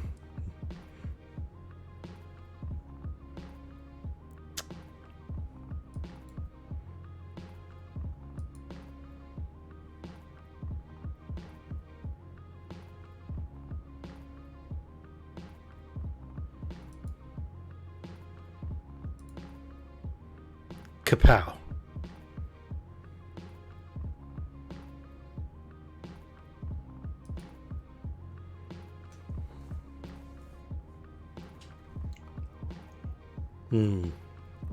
It'd definitely be hard to explain magic in one game.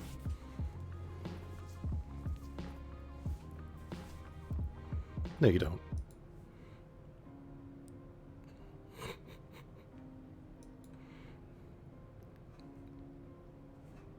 The ambitions are wake up, breathe, keep breathing.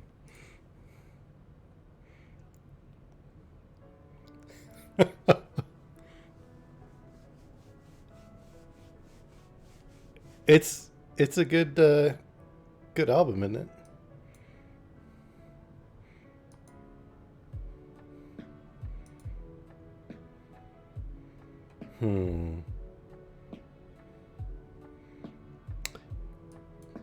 No. I think all those cards are mine. Hey, what? No, you didn't. You don't need nothing. It's all mine. No. No. You don't get that card. Ew, you don't get her either.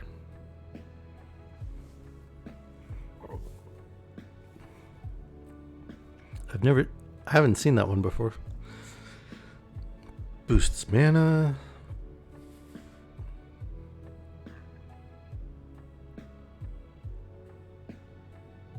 Ew.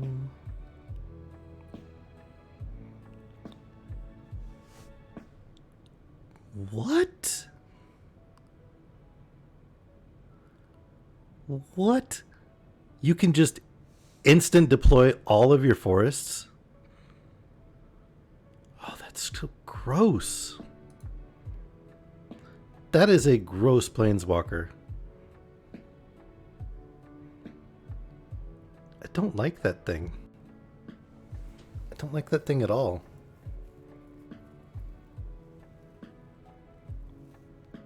I'm sorry, but anything that can deploy like all the mana in a deck like that is not balanced. That's just gross.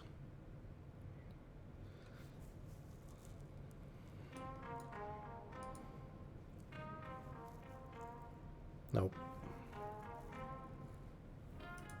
I'll boop you.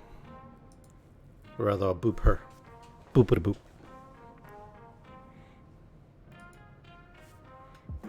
I got a bad feeling about this match, guys. I think Gecko's trying to get me back for winning earlier.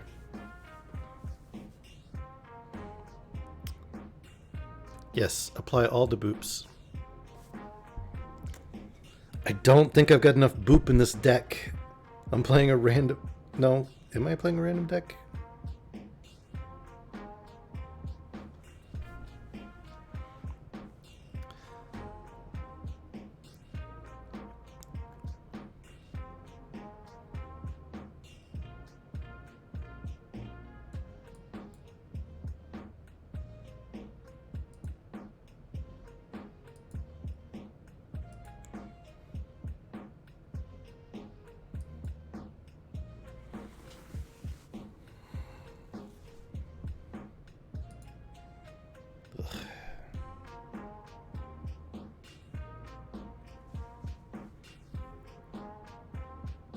This is gonna be so gross.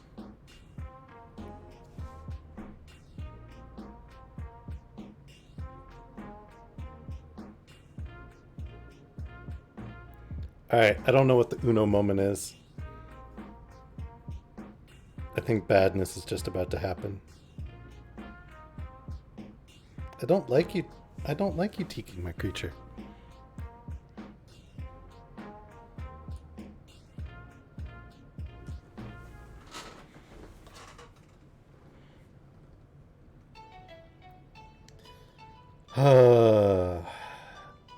I tell you, that... What? I was just about to praise his bravery, and you made him swap sides. Ouch, ouch, ouch, ouch, ouch. Owie, that stung. That was a Savage Gecko beatdown is what that was. I mean, it wasn't 93 to -5. It wasn't 93 to -5. That's all I'm saying.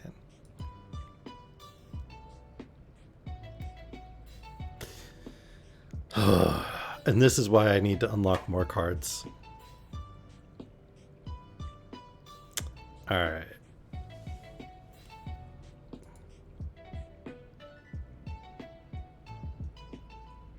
You want to go again, J-Math?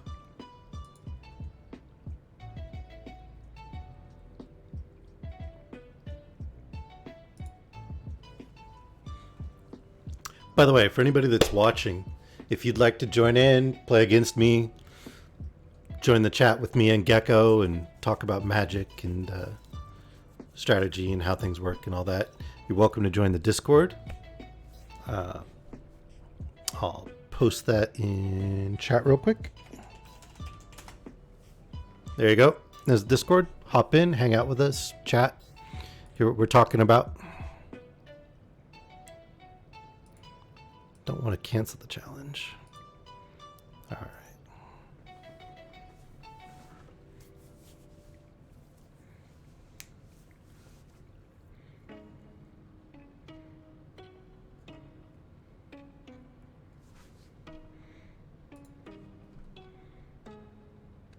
What exactly is Jackbox? I haven't played it before.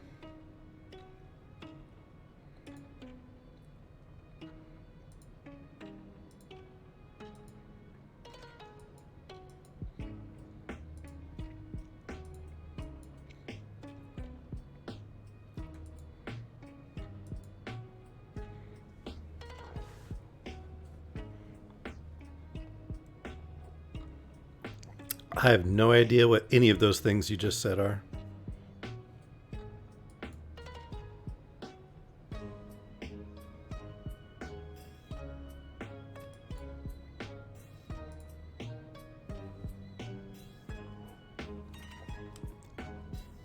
So it's like a non-Mario Mario Party?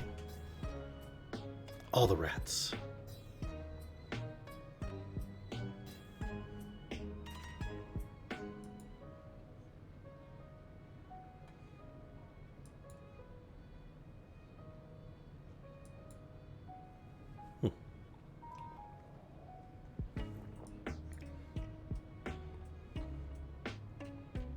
Okay. Same level of adultness.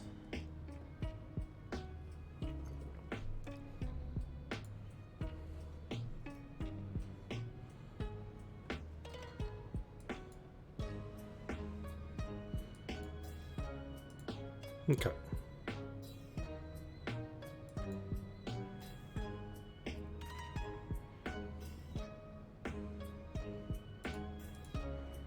Boop boop.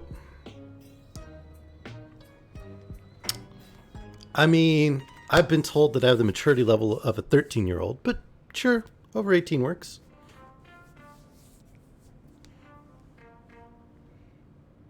Hello, Vela.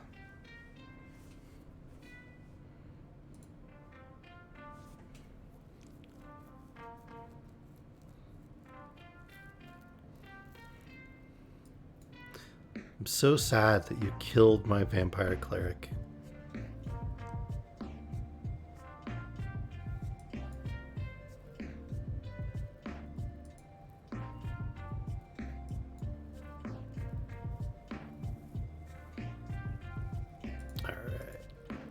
Boop a boop.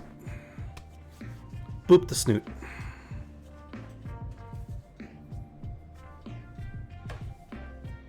Who's hosting it? Alex?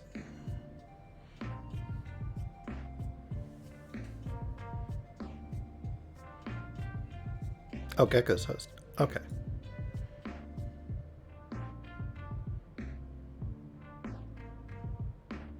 Okay.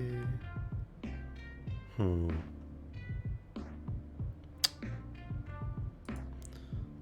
how about I tap your vampire?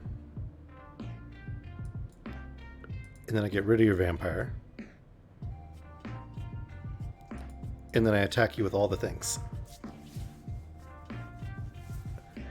Now grow, my children. Grow.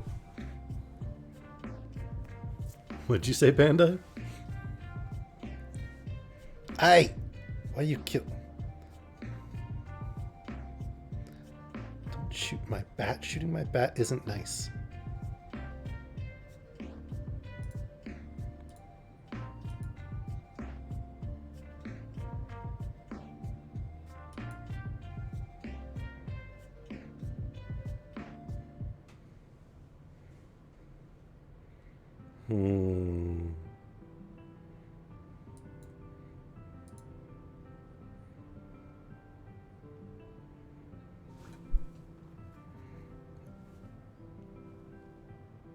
Oh yeah, you are also still in the Magic the Gathering category, so you need to update that too.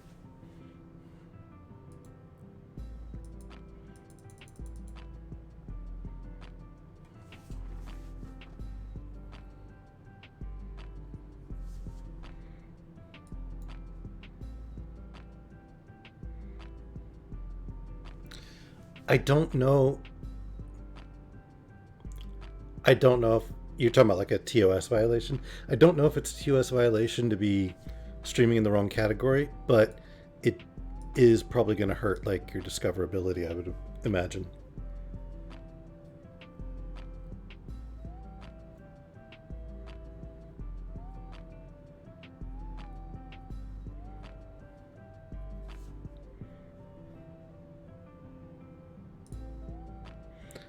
I honestly don't know if it's any kind of TOS violation.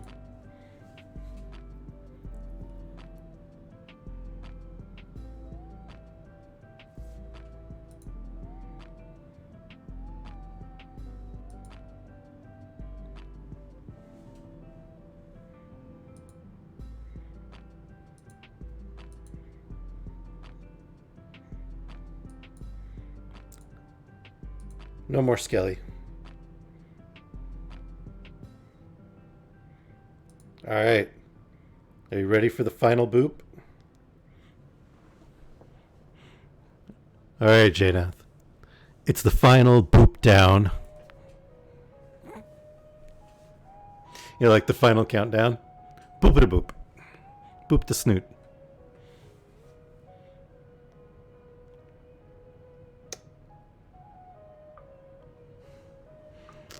So, which celebrity would you eat there, Gecko?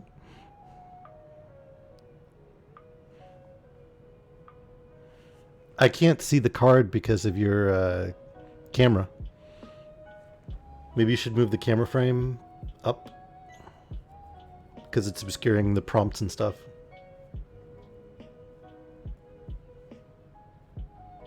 Why not?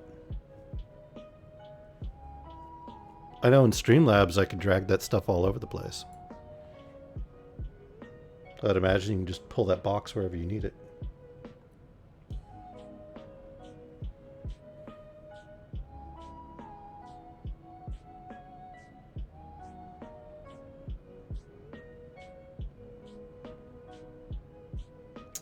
Yeah, I'm gonna go set your hair on fire.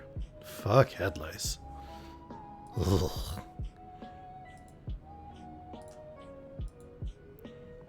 Alright, let's see what I can do.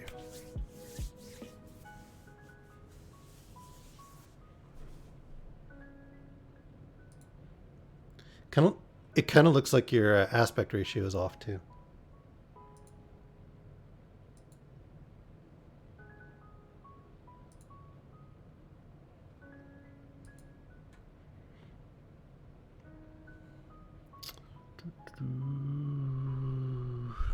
Sure, all white mana, half the stuff is black. How about no? That, on the other hand, will work much better. Except for the lack of creatures. Oh well.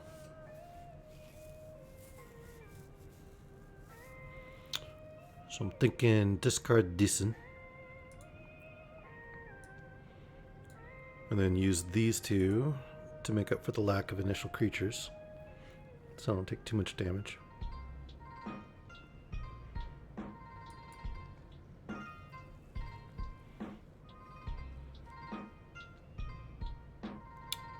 He's playing a red deck. I think it's direct damage, or creature, or goblin, multicolor. What do you guys think?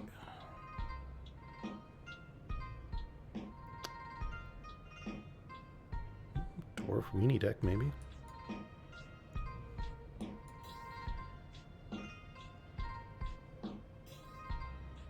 You know you have to go with gecko balls.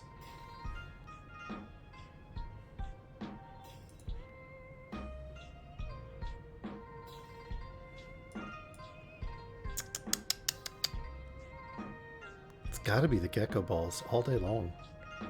So you can just fill in like anything in the card instead of like in Cards Against Humanity where they're pre-generated.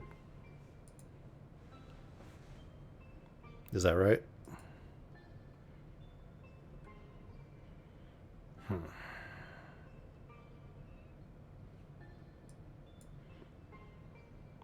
All right, here comes the boop.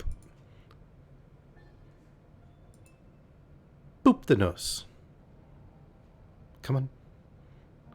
Ultra delayed boop.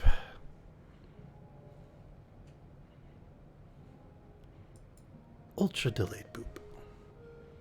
Why you no let me boop right away? Hey, that's not nice. I don't like that.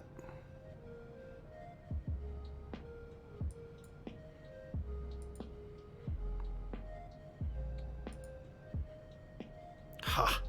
Suck it. Indestructible. Saved my 1/1. I boop you again.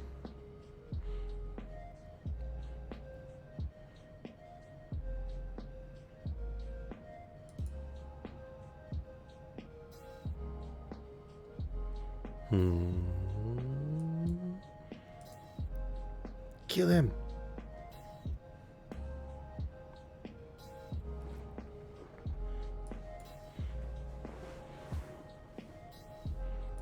Alright, so this should give me life when I attack.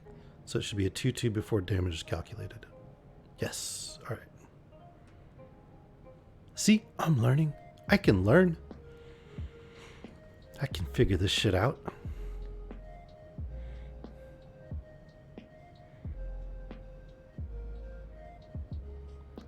Wow, they are all about the gecko balls, aren't they? You're gonna have to tell me the story of what happened the other day with that. Come on, dude. It's a 1/1 goblin token.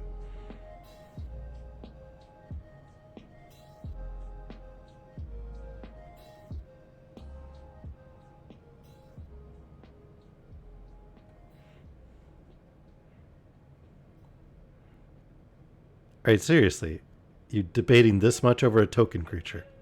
Come on, dude. Anytime now.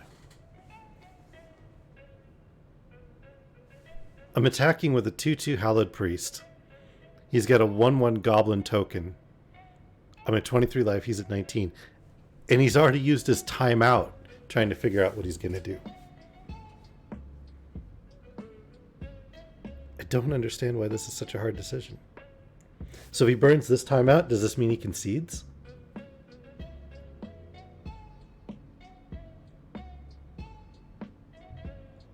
No, just ends his turn. Okay.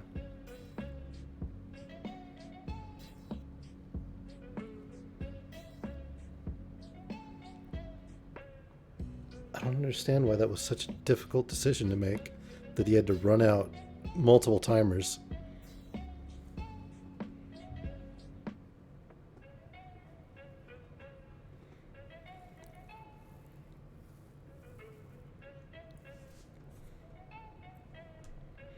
All the goblin tokens. Gee, I feel like this might possibly potentially be a goblin deck. So let's see.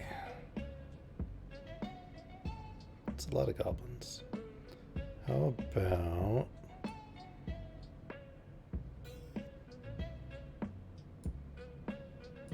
we kill you?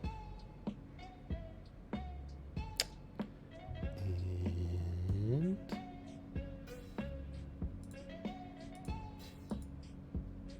I'll attack.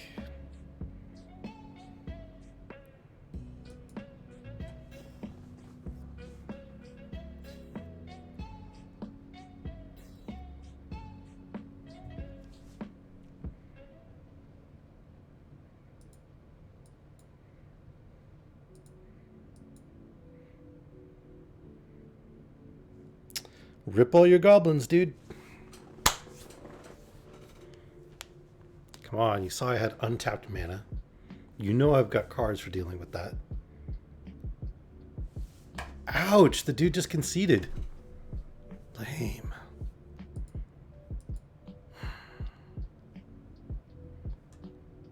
I mean, I guess I can't be too mad because I did kind of run off on that guy earlier just so I could play Gecko. But in my defense, Gecko's awesome and fun to play against, so, you know. I claim justification for that. All right.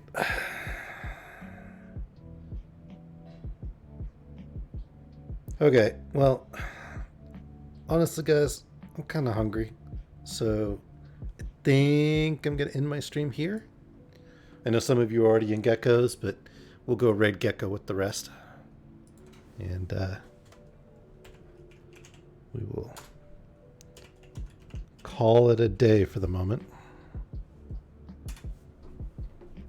I might. I don't know.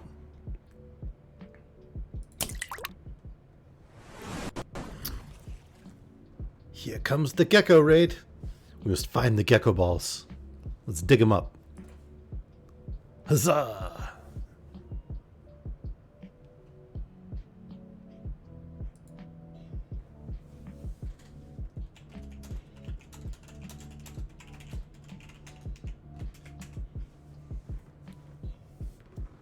We have come for your balls.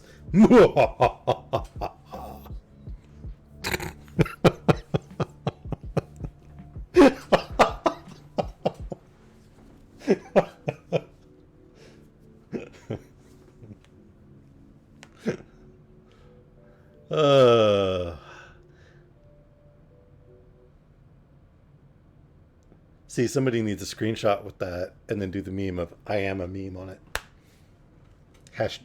Hashtag Gecko balls. All right. Well, it's been fun. Thank you, everybody, for joining me. I hope you enjoyed Gecko's stream. Thanks, Gecko, for playing against me and JMath and everybody. Vela, thank you again for all the support. You're amazing. And I'm going to go get some food. I'll leave you on lurk, though.